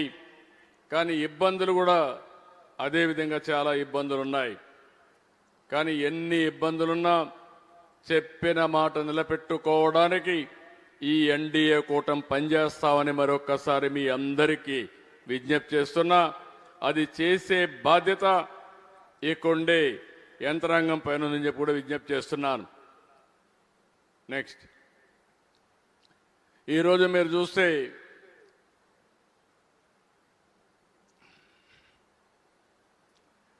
జూన్ 4వ తారీఖున 2024 దేశంలోనే అన్ప్రెసిడెంటెడ్ మ్యాండేట్ ఇచ్చారు. 94% స్ట్రైక్ రేట్. ఇంకో పక్క మీరు చూస్తే ఎన్డీఏ ప్రభుత్వం పైన ఒక నమ్మకం, ఒక విశ్వాసంతో ఓట్లేశారు. ఆ రోజు మేము ఎన్నికల్లో చెప్పాం, సూపర్ 6 చెప్పాం, ఎలక్షన్ మేనిఫెస్టో ఇచ్చాం. ఈ రెండు కూడా ఎప్పటికప్పుడు సమీక్ష చేసుకుంటూ అధికార యంత్రాంగం కూడా గుర్తుపెట్టుకోవాల్సింది, ఈరోజు ప్రజాస్వామ్యంలో ప్రభుత్వాలు కొన్ని హామీలు ఇచ్చి వస్తాం. ఆ హామీల్ని చిత్తశుద్ధితో మనందరం కలిసి అమలు చేసే బాధ్యత కూడా యంత్రాంగం పైన ఉంటుంది. అదే పొలిటికల్ గవర్నెన్స్ అని చెప్పి కూడా నేను మీకు తెలియజేస్తున్నా. ఇంకో పక్కన ఒకసారి చూస్తే అంత మునుపు ప్రభుత్వం టోటల్గా వారు చేసిన పరిపాలన వల్ల ఇన్వెస్టర్స్లో నమ్మకం పోయింది. ఎక్కడ చూసినా అవకతవకమైన ధ్వంసాన్ని క్రియేట్ చేసే పరిస్థితికి వచ్చారు. యువతకు ఉద్యోగాలు లేవు. లా అండ్ ఆర్డర్ మొత్తం భ్రష్టు పట్టిపోయే పరిస్థితికి వచ్చింది. చాలా సమస్యలు వచ్చాయి. ఇంకో పక్క ఇర్రేషనల్ 3 క్యాపిటల్ మోడల్, 3 రాజధానులు ప్రపంచంలో ఎక్కడా సక్సెస్ కాలేదు. అలాంటి సిద్ధాంతాన్ని తీసుకొచ్చి 5 సంవత్సరాలు 3 ముక్కలాటాడి కడాన రాష్ట్రానికి క్యాపిటల్ లేకుండా చేసే పరిస్థితికి వచ్చారు. ఇంకొక పక్క పోలవరం ప్రాజెక్టు, ఒకసారి మీరు చూస్తే పోలవరాన్ని పూర్తి చేసుకుంటే ఆంధ్రప్రదేశ్ రాష్ట్రానికి చాలా వరకు నీటి సమస్య పరిష్కారం అవుతుంది. దక్షిణ భారతదేశంలో ఎక్కువ నీటి వనరులుండే రాష్ట్రం ఆంధ్రప్రదేశ్ రాష్ట్రం. దానికి కారణం గోదావరి నది. అందులో కూడా పోలవరం పూర్తి చేస్తే నదుల అనుసంధానం మనం చేసుకోగలిగితే రాష్ట్రానికి నీటి సమస్య లేకుండా సుభిష్టంగా ముందుకు చేసే పరిస్థితి వస్తుంది. అలాంటి పోలవరం ప్రాజెక్ట్ని డయాఫామ్ వాల్ మీరు చూశారు, పూర్తిగా కొలాప్స్ అయిపోయే పరిస్థితికి వచ్చింది. ఇంకో పక్క గవర్నెన్స్ అనే మాట లేదు. ఎక్కడ చూసినా మా మిత్రులు ఇంతమంది చెప్పారు, నేను ఎక్కువ మాట్లాడడం లేదు. ఎంతవరకైనా సరే అణగదొక్కే ధోరణి తప్ప ఒక ప్రజాహిత పాలన ప్రజల కోసం చేయాలని ఆలోచన చేయకుండా ముందుకు పోయే పరిస్థితికి వచ్చారు. ఇంకొక పక్క ఒక విజన్ లేకుండా ఏ మాత్రం కూడా రేపు ఏం చేయాలి అనే ఆలోచన లేకుండా చేసే పరిస్థితికి వచ్చారు. మీరు చూస్తే దాని ఫలితాలు మీరు చూస్తే నీతి Aayog report, alarming fiscal deficits, offline online borrowings ఇష్టానుసారంగా చేశారు. ఎప్పుడు కూడా నేను ఒకే మాట చెప్పాను, ఏ రాజకీయ నాయకుడికైనా సంపద సృష్టించి ఆదాయాన్ని పెంచితే సంక్షేమ కార్యక్రమాలు చేసే హక్కు ఉంటుంది. సంపద సృష్టించకుండా ఆదాయాన్ని పెంచకుండా నేను సంక్షేమ కార్యక్రమాలు చేస్తానంటే ఎక్కడి నుంచి సంపద వస్తుంది, డబ్బులు వస్తాయని అడుగుతున్నా. ఏ వ్యవస్థ కూడా సస్టైనబుల్గా ఉండాలంటే తప్పకుండా మనందరం ఆలోచించుకోవాల్సిన అవసరం ఉంది. అభివృద్ధి జరగాలి, సంక్షేమం జరగాలి, సాధికారత కంటిన్యూగా జరిగినప్పుడే అది సాధ్యమవుతుంది. 22-23కి నీతి ఆయోగ్ ఇచ్చిన రిపోర్టు ప్రకారం జీరో ఆన్ డెట్ సస్టైనబిలిటీ అంటే ఇంక ఏ మాత్రం కూడా మీరు అప్పులు చేయడానికి వీలు లేదు. ఇప్పటికే ఎక్కువ అప్పులు చేశారు, ఇంకా చేస్తే దానికి తిరిగి పే చేసే ఇది కూడా మీకు లేదు అని చాలా స్పష్టంగా రిపోర్ట్ ఇచ్చే పరిస్థితికి వచ్చారు. ఇంకో పక్క మొత్తం రాష్ట్రంలో ఉండే నిధుల్ని మిస్యూజ్ చేయడం, డైవర్షన్ చేయడం. గవర్నమెంట్ ఆఫ్ ఇండియా ఎప్పుడు కూడా మనం గుర్తుపెట్టుకోవాలి, రాష్ట్రం కేంద్రం రెండు ఉన్నాయి, స్థానిక సంస్థలు ఉన్నాయి. ఈ 3 గవర్నమెంట్లు కూడా సమర్థవంతంగా పనిచేయాల్సిన అవసరం ఉంది. కేంద్రం కొన్ని స్కీములు ఇస్తారు, దగ్గర ఆ స్కీములన్నీ కూడా ఫండ్స్ డైవర్ట్ చేస్తే ఎన్ని సమస్యలు వస్తాయో మనం చూసాం. ఆ సమస్యలతో సతమతం ఆడాం. ఇంకో పక్క lowest tax to GSTP ratio, ఇక్కడ కూడా ఆంధ్ర రాష్ట్రానికి ఇన్హెరెంట్గా కొన్ని ప్రాబ్లమ్స్ వచ్చాయి. సర్వీస్ సెక్టర్ తక్కువగా ఉన్నప్పుడు రాష్ట్రానికి ఆదాయం తక్కువ వస్తుంది. మన రాష్ట్రంలో ఆదాయం ఎక్కువ వ్యవసాయం పైన వస్తుంది. వ్యవసాయం పైన రాష్ట్ర ప్రభుత్వానికి ఆదాయం రాదు, కానీ జిఎస్టిపి కాంట్రిబ్యూషన్ ఉంటుంది. అలాంటిది ఉన్నప్పుడు ఈ పరిపాలన వల్ల ఇంకా ఇబ్బంది వచ్చింది. 10 లక్షల కోట్ల రూపాయల అప్పులు కట్టాలి, వడ్డీ కట్టాలి, సంక్షేమ కార్యక్రమాలు ఇవ్వాలి. ఇవన్నీ చేయాలంటే మనం అందరం కూడా ఎక్స్ట్రా ఎఫర్ట్ పెడితే తప్ప సాధ్యం కాదని చెప్పి కూడా నేను మీకు తెలియజేస్తున్నా. అన్ని ఇన్స్టిట్యూషన్స్ డిఫంక్ట్ అయినాయి. ఒక్క మైనింగ్ డిపార్ట్మెంట్లోనే 10,000 కోట్ల రూపాయల ఆదాయం కోల్పోయే పరిస్థితి వచ్చింది. ఒక డిపార్ట్మెంట్ కాదు, ఒకసారి మీరు చూస్తే సోలార్ విండ్లో 9,000 కోట్ల రూపాయలు కరెంటు వాడకుండా డబ్బులు పే చేసే పరిస్థితి వచ్చింది. ఉచితంగా వచ్చే కరెంటు కావాలని అడ్డుపడి కరెంటు తీసుకోకుండా ఇష్టానుసారంగా చేస్తే కోర్టు ద్వారా వాళ్ళకి డబ్బులు వెళ్ళాయి కానీ రాష్ట్రంలో మాత్రం 9,000 కోట్ల రూపాయలు నష్టపోయే పరిస్థితికి వచ్చాం. నెక్స్ట్, ఇక్కడ నేను చూపించింది welfare empowerment, investment development, wealth creation, అదే సమయంలో హైయర్ రెవెన్యూ జనరేషన్. ఈ 4 కూడా ఎప్పటికప్పుడు బ్యాలెన్స్ చేసుకొని పోతే తప్ప ఆ ఆర్థిక వ్యవస్థ మనుగడ సాధించలేదు. ఈరోజు కేంద్రంలో ఉండే నరేంద్ర మోడీ గారి నాయకత్వంలో 11 సంవత్సరాలుగా మీరు చూస్తే ఎక్కడికక్కడ సస్టైనబుల్ ఎకానమీకి నాంది పలికారు. ఒక పద్ధతి ప్రకారం పనిచేశారు. ఒక పక్క పేదరిక నిర్మూలన జరిగింది, మెరుగైన జీవన ప్రమాణాలు ఇవ్వగలిగారు. అదే మరి తలసరి ఆదాయం కూడా పెంచుకుంటూ ముందుకు పోయే పరిస్థితి వచ్చింది. నెక్స్ట్, ఇక్కడికి వచ్చినప్పుడు ఇవన్నీ ఒకటైతే మనం వస్తానే చేసిన పనులు మీరు ఒకసారి చూస్తే, నేను మొట్టమొదటిసారిగా 4 సంతకాలు పెట్టాను. మెగా డిఎస్సి నోటిఫికేషన్ 16,347 ఉద్యోగాలకి ఇమీడియట్గా నోటిఫికేషన్ ఇచ్చాం. ఇప్పుడు అన్ని కూడా ప్రాసెస్ అవుతా ఉంది. వీలైనంత తొందరలో అందరికీ రిక్రూట్మెంట్ ఇస్తున్నాం.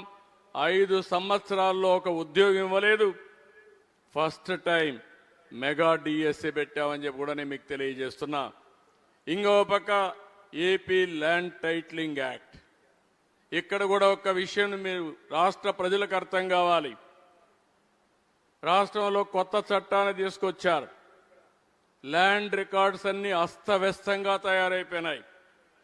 ఈరోజు మనకు వచ్చే సమస్యలు 100కి 70-80 పిటిషన్ ఏదైనా వస్తున్నాయంటే ఒకే ఒక డిపార్ట్మెంట్ నుంచి, రెవెన్యూ డిపార్ట్మెంట్ నుంచి. దానికి కారణం రికార్డ్సే తారుమారు చేశారు. ప్రైవేటు భూముల్ని 12A కింద పెట్టారు. అసైన్మెంట్ భూముల్ని ఫ్రీ హోల్డ్ కింద ఇచ్చేసే పరిస్థితికి వచ్చారు. చాలా అవకతవకలు జరిగాయి. ఈరోజు ఈ సమావేశంలో ఎంఆర్ఓలు కూడా ఉన్నారు, కలెక్టర్స్ ఉన్నారు. రాబోయే 1 సంవత్సరం దీని మీద డెడికేషన్తో పనిచేసి ల్యాండ్ రికార్డ్స్ అన్ని ప్యూరిఫై చేసి ఎవరైతే అర్హులున్నారో వారందరికీ ల్యాండ్ రికార్డ్స్ ఇవ్వడమే కాకుండా బ్లాక్ చైన్లో కూడా పెట్టి భవిష్యత్తులో ఎవ్వరూ ట్యాంపర్ చేయకుండా ఫుల్ ప్రూఫ్గా ఇచ్చే బాధ్యత మనం తీసుకోవాల్సిన అవసరం ఉంది. దానికి శ్రీకారం చుడతాం. ఇంకో పక్కన పెన్షన్లు ఇప్పుడే చెప్పారు. మీరు చూస్తే సీనియర్ సిటిజన్స్ కానీ, విడోస్కి కానీ, అదే మరిగా దివ్యాంగులకు కానీ అందరికి కూడా పెన్షన్లు పెంచాం. 203 అన్నా క్యాంటీన్లు 4 కోట్ల మందికి ఇప్పటికి మీల్స్ ఇవ్వగలిగాం. 5 రూపాయలకే ఇచ్చాం. ఈ 4 మొదటి రోజు చేసిన సంతకాలు అవన్నీ కూడా పూర్తి చేశాం. ఈరోజు విశాఖపట్నం స్టీల్ ప్లాంట్ కేంద్ర ప్రభుత్వం దగ్గర 11,400 కోట్లు ఇచ్చారు. ఇది అసాధ్యమనుకున్న పని. ఇక్కడ ప్రజలు ఇచ్చిన మ్యాండేట్తో కేంద్రం దాన్ని నిలబెట్టారు. మనస్ఫూర్తిగా ప్రధానమంత్రి గారిని అభినందిస్తున్నా. ఇంకో పక్క అమరావతి ఈరోజు మీరు చూస్తే 15,000 కోట్ల రూపాయలు 3-4 నెలల్లోనే డబ్బులు ఇచ్చారు. ఈరోజు మళ్ళీ అమరావతిని పట్టా ఎక్కించగలిగాం. దీన్ని పూర్తి చేస్తామన్న నమ్మకం వచ్చింది. ఆ విషయంలో కూడా క్లారిటీ ఉండాలి మనందరికీ. ఇంకో పక్క మీరు చూస్తే పోలవరానికి 12,500 కోట్లు కేటాయించారు. పోయిన సంవత్సరం డబ్బులు ఇచ్చారు. దానికి కూడా 2027కు పూర్తి చేసే విధంగా కార్యక్రమం పెట్టుకున్నాం. ఇది కాకుండా ఓర్వకల్ కొప్పర్తి ఇండస్ట్రియల్ నోట్స్కి 5,000 కోట్లు ఇచ్చారు. విశాఖపట్నం రైల్వే జోన్ కూడా క్లియర్ చేశారు. పనులు కూడా అవుతున్నాయి. అది కూడా పూర్తవుతుంది. నెక్స్ట్, ఇంకో పక్కన చూస్తే ఈ 1 సంవత్సరంలో ఏపీ ల్యాండ్ టైటిల్ యాక్ట్ రద్దు చేశాం. తల్లికి వందనం ఇచ్చాం. ఏదైతే ఆ రోజు చెప్పామో ఎంతమంది పిల్లలుంటే అంతమందికి ఇస్తామని పూర్తిగా నిలబెట్టుకున్నాం. డబ్బుల సమస్య ఉంది, అయినా కూడా ఇచ్చిన మాట నిలబెట్టుకోవాలని ఒకేసారి మొత్తానికి ఇచ్చాం. 1వ తరగతి 11వ తరగతికి ఇవ్వాలి, వాళ్ళ అడ్మిషన్స్ అవుతానే నెక్స్ట్ డే వాళ్ళకు కూడా ఇస్తామని చెప్పి నేను మీకు తెలియజేస్తున్నా. ఫ్రీ బస్ కూడా ఆగస్టు 15 నుంచి అమలు చేస్తున్నాం. లిక్కర్ షాపులో టాడీ టేపర్స్కి 10% రిజర్వేషన్లు పెట్టాం. దీపం 2 కింద గ్యాస్ ఇచ్చాం. అన్నదాత సుఖీభవ కేంద్రం ఎప్పుడైతే ఇస్తారో 3 ఇన్స్టాల్మెంట్లో ఆ డబ్బులు ఇవ్వడానికి కూడా క్యాలెండర్ కూడా తయారు చేసుకున్నాం. మత్స్యకార భరోసా ఇచ్చాం, 20,000 రూపాయలు చెప్పాం, ఇచ్చాం. ఎన్టీఆర్ భరోసా ఇప్పుడే నేను చెప్పాను. అన్నా క్యాంటీన్లు స్టార్ట్ చేశాం. మైక్రో ఇరిగేషన్లో 90% సబ్సిడీతో మైక్రో ఇరిగేషన్ ఇచ్చాం. అక్వా రైతులకి పవర్ సబ్సిడీకి శ్రీకారం చుడుతున్నాం. సోలార్ కానీ రూఫ్ టాప్ సోలార్ సూర్య గారి కింద 20 లక్షలు పూర్తి చేయాలని టార్గెట్ పెట్టుకున్నాం. ఇక్కడ మిమ్మల్ని అందరినీ ఒకటే కోరుతున్నాం, ఆల్ ఆఫీసెస్ మీద సోలార్ పెట్టే బాధ్యత మీది. ఇంకో పక్కన ఎవరైతే ఎస్సీ ఎస్టీలకు 100% ఉచితంగా ఇస్తున్నాం, వాళ్ళకు కూడా ఎడ్యుకేట్ చేసి అందరూ కూడా సోలార్ పెట్టుకునే బాధ్యత తీసుకోవాల్సిన అవసరం ఉంది. ఇంకో పక్క 3 కిలోవాట్స్ వరకు బీసీలకి 98,000 రూపాయలు సబ్సిడీ ఇస్తున్నాం, దాన్ని కూడా పూర్తి చేసే బాధ్యత మీది. ఇంకో పక్కన అదర్స్కి కూడా 78,000 వరకు సబ్సిడీ ఇస్తాం, 3 కిలోవాట్ల వరకు ఇస్తాం. ఇంకా వాళ్ళు పెట్టుకోగలిగితే అదనంగా పెట్టుకుంటే కరెంటు ఛార్జీల భారం తగ్గుతుంది. ఇంకో పక్కన మీరు చూసినప్పుడు ఆదరణ కింద బీసీలకు ఎస్సీలకు వెల్ఫేర్ ఇవన్నీ కూడా తీసుకొచ్చాం. 50 యూనిట్లు ఫ్రీ కరెంటు పవర్ లూమ్స్కి ఇచ్చాం, 200 యూనిట్లు హ్యాండ్లూమ్కి ఇచ్చాం, జీఎస్టీ రద్దు చేశాం. ఇంకో పక్క అమరావతి ఇప్పుడే చెప్పాను, Polavaram, Visakhapatnam steel plant, railway zone, Bhogapuram అయితే ఎప్పుడో పూర్తి కావాల్సింది పెండింగ్ పడితే ఇప్పుడు దానికి కూడా స్పీడప్ చేశాం, నెక్స్ట్ ఇయర్కి పూర్తి అవుతుంది. హందిరి నీవా ఒకే సంవత్సరం 3,800 కోట్ల రూపాయలు ఖర్చు పెడుతున్నాం. అదే సమయంలో పోలవరం లెఫ్ట్ మెయిన్ కెనాల్ కూడా పూర్తి చేసి ఈ సంవత్సరమే అనకాపల్లి వరకు నీళ్లు తీసుకెళ్తున్నాం. ఈ ప్రభుత్వం వచ్చిన వెంటనే అశ్రద్ధ వహించిన సెక్టర్ ఏదైతే ఉందో ఈ యొక్క ఇరిగేషన్ మీద ప్రత్యేకమైన శ్రద్ధ పెట్టాం. ఇంకా పక్కన ఇండస్ట్రీ స్టేటస్ని టూరిజానికి ఇచ్చాం. ఓర్వక్కల్, కొప్పర్తి పనులు కూడా తొందరలోనే ప్రారంభిస్తున్నాం. రాష్ట్రంలో అన్ని రోడ్లు గుంతలు పడిపోయినాయి, చాలా ఇబ్బంది పడ్డారు. వార్ ఫుట్టింగ్లో తీసుకున్నాం, దీనికి కూడా పార్ట్ హోల్స్ ఫ్రీ రోడ్ చేశాం. రోడ్ల మీద ప్రత్యేకమైన శ్రద్ధ పెట్టి ఇవన్నీ పూర్తి చేసే పరిస్థితికి వచ్చాం. ఇంకో పక్క రతన్ టాటా ఇన్నోవేషన్ హబ్ పెట్టి అదే మరి ఒక్కొక్క నియోజకవర్గానికి ఒక ఇండస్ట్రియల్ పార్క్ పెట్టి మల్లవల్ని సెట్ చేశాం. 1 ఫ్యామిలీ 1 ఆంటర్ప్రెన్యూర్ అనే కాన్సెప్ట్ తీసుకున్నాం. ఇది తీసుకుని ప్రతి ఒక్క ఫ్యామిలీకి ఒక ఎంఎస్ఎంఈ పెట్టుకునే విధంగా వాళ్ళని ప్రోత్సహిస్తాం. దీనికి కూడా తొందరలోనే శ్రీకారం చుట్టి ఈ సంవత్సరం నుంచి మీకు అందరికీ బాధ్యతలు ఉన్నాయి. ఇక్కడుండే అధికార యంత్రాంగం, ప్రజాప్రతినిధులు కలిసి మీ నియోజకవర్గంలో పెద్ద ఎత్తున పెట్టుబడులు తీసుకొచ్చే బాధ్యత మీకుందని చెప్పి కూడా నేను మీకు తెలియజేస్తున్నా. ఇంకొక పక్కన ఫస్ట్ ఇయరే ఇన్ని కష్టాలుంటే కూడా గ్రోత్ రేట్ 12.02 సాధించాం. ఇది భారతదేశంలో 2nd ప్లేస్కి వచ్చాం. దీన్ని ఇంకా మనం అనుకునేది ఆవరేజ్న 15% మనం గ్రో కావాలి. ఇది అసాధ్యమేం కాదు. 14-19లో 13.5% మనం గ్రో అయ్యాం. ఆ డీటెయిల్స్ కూడా ఒకసారి నేను మీకు ఎక్స్ప్లెయిన్ చేస్తాను. ఇంకో పక్క విజయవాడ, విశాఖపట్నం మెట్రోస్ కూడా రెడీ అవుతున్నాయి. గవర్నమెంట్ ఆఫ్ ఇండియా కూడా యాక్సెప్ట్ చేశారు, తొందరలోనే అవి కూడా ప్రారంభిస్తాం. ఇంకో పక్కన మీరు చూస్తే 95 సెంట్రల్ గవర్నమెంట్ స్కీమ్స్ అన్ని సిఎస్ఎస్లు అన్నీ రద్దు చేశారు, మిస్యూజ్ చేశారు. 82 స్కీముల్ని రివైవ్ చేశాం. ఇంకో పక్క లిక్కర్ పాలసీ కొత్తది తీసుకొచ్చాం, శాండ్ పాలసీ తీసుకొచ్చాం, పాపులేషన్ మేనేజ్మెంట్ పాలసీ తీసుకొస్తున్నాం, వాట్సాప్ గవర్నెన్స్ కూడా ప్రారంభించాం, మెగా డిఎస్సి చెప్పాను, ఈజ్ ఆఫ్ డూయింగ్ బిజినెస్ నుంచి స్పీడ్ ఆఫ్ డూయింగ్ బిజినెస్కి వెళ్ళాం. 25 క్యాబినెట్లు అయినాయి, 25 ఎస్ఐపివి మీటింగ్లు పెట్టాం, 25 ఎస్ఐపిసి మీటింగ్లు పెట్టాం. ఏ ప్రపోజల్ వచ్చినా ఒక్కరోజు లేటు కాకుండా ఇన్వెస్టర్స్ని కూడా కన్విన్స్ చేసి ఎక్కడికక్కడ వారికి కావలసిన ప్రోత్సాహాలు ఇస్తున్నాం. ఇంకో పక్కన ఇవన్నీ చేయడానికి 10 సూత్రాలు కూడా ఒక ప్రిన్సిపల్స్ పెట్టుకున్నాం. ఇప్పటికే 31 ఇండస్ట్రియల్ పాలసీలు తీసుకొచ్చాం. ఈరోజు కూడా ఒక 2 పాలసీలు తీస్తున్నాం, ఏరోస్పేస్ కానీ డిఫెన్స్ కానీ. ఇలాంటి 33 పాలసీలు ఒక సంవత్సరంలో తెచ్చిన ప్రభుత్వం ఈ ఎన్డీఏ ప్రభుత్వం అని చెప్పి కూడా నేను మీకు తెలియజేస్తున్నా.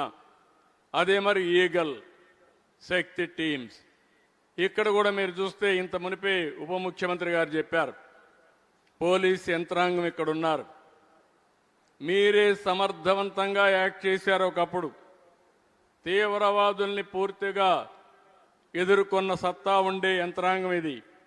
రాయలసీమలో ముఠా నాయకత్వాన్ని పూర్తిగా తుదముట్టించి ముఠాలు లేకుండా చేసిన పోలీస్ యంత్రాంగం ఇది. రాష్ట్రంలో ఆనాటి సమైక్య ఆంధ్రప్రదేశ్లో ఎక్కడ కూడా మీరు ఒక్కసారి చూస్తే కమ్యూనల్ వైలెన్స్ లేకుండా మత సామరస్యాన్ని కూడా కాపాడారు, రౌడీయిజాన్ని కూడా కాపాడారు. నేను ఒక మాట చెప్పాను ఆ రోజు, రాష్ట్రంలో గంజాయి విపరీతంగా పెంచి పోషించారు, ఒక్కసారి కూడా సమీక్షలు చేయలేదు. దాని పర్యవసానం గంజాయికి బాగా అలవాటు పడిపోయారు. ఏదైనా కంట్రోల్ చేయగలుగుతాం కానీ గంజాయికి బానిసైతే చాలా సమస్యలు వస్తాయని చెప్పా. ఇప్పుడిప్పుడు అలాంటి సమస్యలు ఇంకా వస్తూనే ఉన్నాయి. కానీ పూర్తిగా పంటని నిర్మూలించగలిగాం. ఇంకా ఒక మాట చెప్తున్నాను, ఎవడైనా సరే గంజాయి పెంచినా, గంజాయి సేవించినా, గంజాయి అమ్మినా అదే చివరి రోజు అవుతుంది. ఈ రాష్ట్రంలో ఎలాంటి పరిస్థితులు ఉపేక్షించమని మరొక్కసారి గట్టిగా హెచ్చరిస్తున్నా, అమలు చేసి చూపిస్తామని మరొక్కసారి మీ అందరినీ కోరుతున్నా. పోలీస్ యంత్రాంగం ఇక్కడే ఉన్నాం. నేను ఒకటే మిమ్మల్ని కోరుతున్నా, ఈ రాష్ట్రంలో లా అండ్ ఆర్డర్ మెయింటైన్ చేయాలి. ఆడబిడ్డలకు ప్రొటెక్షన్ ఉండి తీరాలి. ఒక్కొక్కసారి తలుచుకుంటే బాధేస్తుంది. 3 సంవత్సరాల ఆడబిడ్డల పైన లైంగిక ఏదింపులు వినడానికే అసహ్యం వేస్తుంది. అలాంటి వారికి మర్యాదగా చెప్తే వినరు. విననప్పుడు వినే విధంగా చేసి డెమాన్స్ట్రేటివ్గా పోతే తప్ప ఇది సాధ్యం కాదని చెప్పి కూడా నేను మీకు తెలియజేస్తున్నా. నేను రాజకీయాలను ఎక్కడా విభేదించను, విమర్శలను ఎప్పుడు కూడా తీసుకుంటాను. నేను ప్రజలకు ఎప్పుడప్పుడు చెప్పగలుగుతాను. కానీ రాజకీయ ముసుగులో నేరాలు చేయాలంటే మాత్రం నా దగ్గర ఈ రాష్ట్రంలో కుదరవని మరొక్కసారి విజ్ఞప్తి చేస్తున్నా. ఈ విషయంలో యంత్రాంగం కూడా అప్రమత్తంగా ఉండాల్సిందిగా మిమ్మల్ని కోరుతున్నా. నెక్స్ట్ ఈరోజు మీరు చూస్తే ఇవన్నీ చేసే ముందే 7 వైట్ పేపర్స్ పబ్లిసైజ్ చేశాం. Polavaram, CRDA, AP Amaravati, energy పైన, ల్యాండ్, మైన్స్, మినరల్, ఫారెస్ట్ పైన, ప్రొహిబిషన్, ఎక్సైజ్ పైన, లా అండ్ ఆర్డర్ పైన, ఫైనాన్స్ పైన 7 వైట్ పేపర్స్ అన్ని పబ్లిసైజ్ చేశాం. అవన్నీ చేసిన తర్వాత ఎక్కడికక్కడ క్లీనప్ అంతా ప్రారంభించాం. ఇంటీరియం బడ్జెట్ పెట్టాం, మళ్ళీ అవగాహన పెంచుకున్నాం, ఫిస్కల్ డిసిప్లిన్ తీసుకొచ్చాం.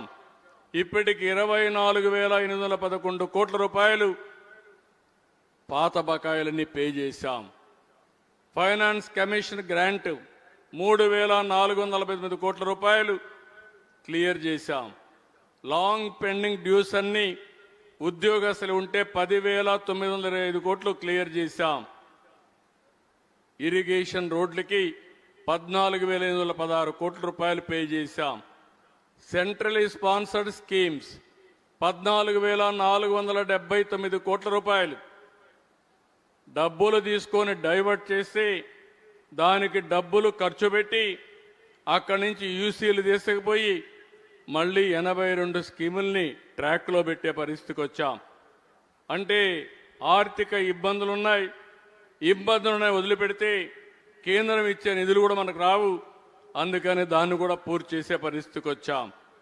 ఈరోజు మీరు చూస్తే rebuilding with purpose, reforming with resolve అనే కాన్సెప్ట్ పెట్టుకొని ఎక్కడికక్కడ మనం చెప్పినట్టు అన్ని చేయడం కోసం ఏ విధంగా వీలైనంత వరకు సమర్థవంతమైన ఫైనాన్షియల్ రిఫార్మ్స్ తీసుకొచ్చి కడాన మనం తెచ్చిన అప్పులకు కూడా మళ్ళీ పే చేసి కొత్తగా బారోయింగ్ చేసి వడ్డీ తగ్గించుకునే కార్యక్రమానికి కూడా ముందుకు పోతున్నాం. ఎన్ని మార్గాలుంటే అన్ని మార్గాలు అవలంబిస్తున్నాం. కేంద్రం ఇచ్చే సహకారం తీసుకుంటున్నాం. మన రెవెన్యూ రిసీప్ట్స్ పెంచుకుంటున్నాం. అభివృద్ధి సంక్షేమాన్ని సమతుల్యం చేస్తూ ప్యారల్గా ముందుకు తీసుకుపోతున్నాం. ఇన్ని చేశాం కాబట్టి వీలైనంత వరకు ఒక సంవత్సరం ఊహించిన విధంగా రికవరీ ఫేస్కి వచ్చాం. పూర్తిగా రికవర్ అయ్యామని నేను చెప్పను. ఇంకా సమస్యలున్నాయి. సమస్యలను అధిగమించే విధంగా మనమందరం కార్యాచరణ ప్రణాళిక తయారు చేసుకుంటామని చెప్పి కూడా నేను మీకు తెలియజేస్తున్నా. నెక్స్ట్, ఇప్పుడు నేను ఇంత మునిపే చెప్పాను కాబట్టి ఎక్కువ చెప్పను. లా అండ్ ఆర్డర్ విషయంలో ఆ రోజు ఎట్లుంది, ఈరోజు జీరో టాలరెన్స్ ఆన్ డ్రగ్స్ కానీ ఉమెన్ పైన క్రైమ్స్ కానీ, ఇంకో పక్కన ఇవన్నీ కూడా చాలా సమర్థవంతంగా అమలు చేస్తాం. లిక్కర్ పాలసీ నాసి రకం, ప్రజల ఆరోగ్యాన్ని తాకట్టు పెట్టే పరిస్థితికి వచ్చారు.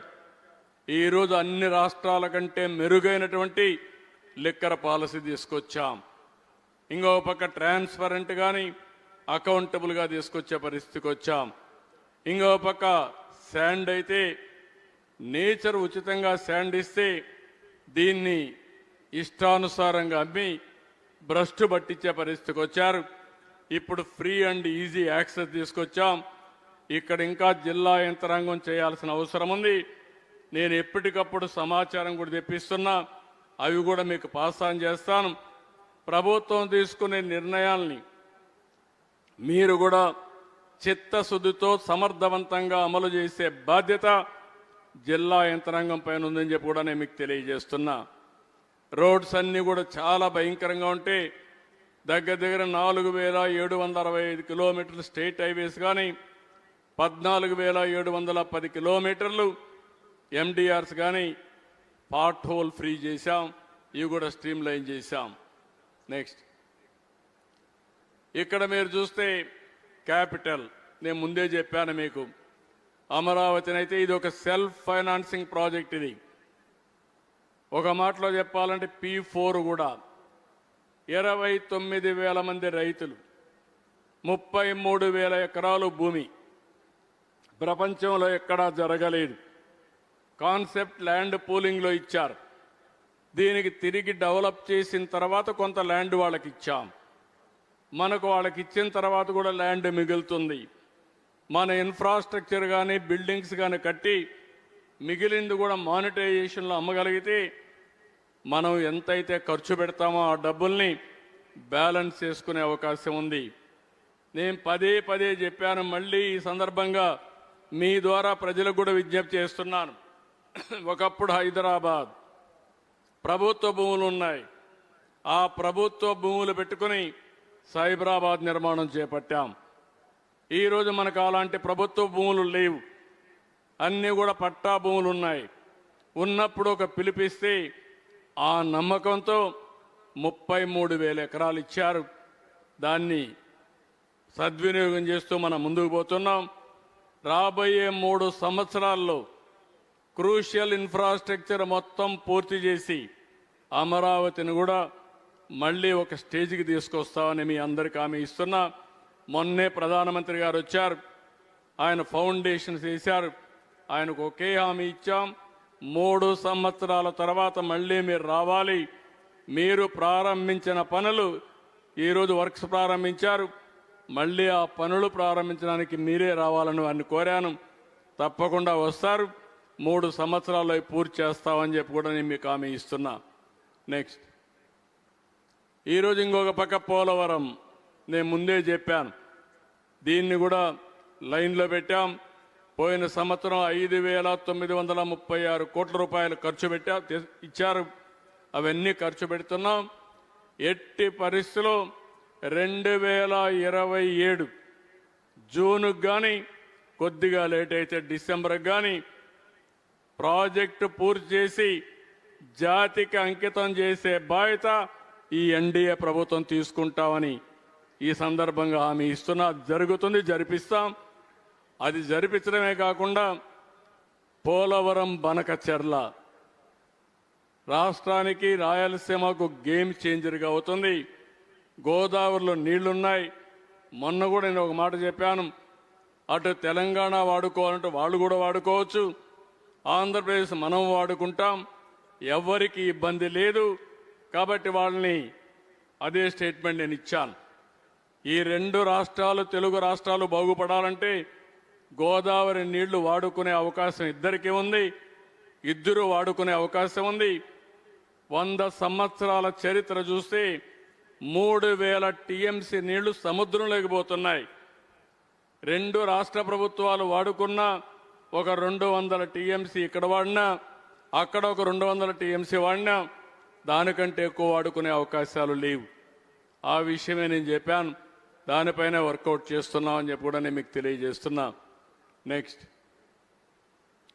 అగ్రికల్చర్లో మీరు చూస్తే 5 సంవత్సరాలు చాలా ఇబ్బందులు పెడితే ఈరోజు మొత్తం ప్రీవియస్ గవర్నమెంట్ చేసినటువంటి అప్పులన్నీ 1,852 కోట్లు డ్యూస్ అన్ని చేశాం.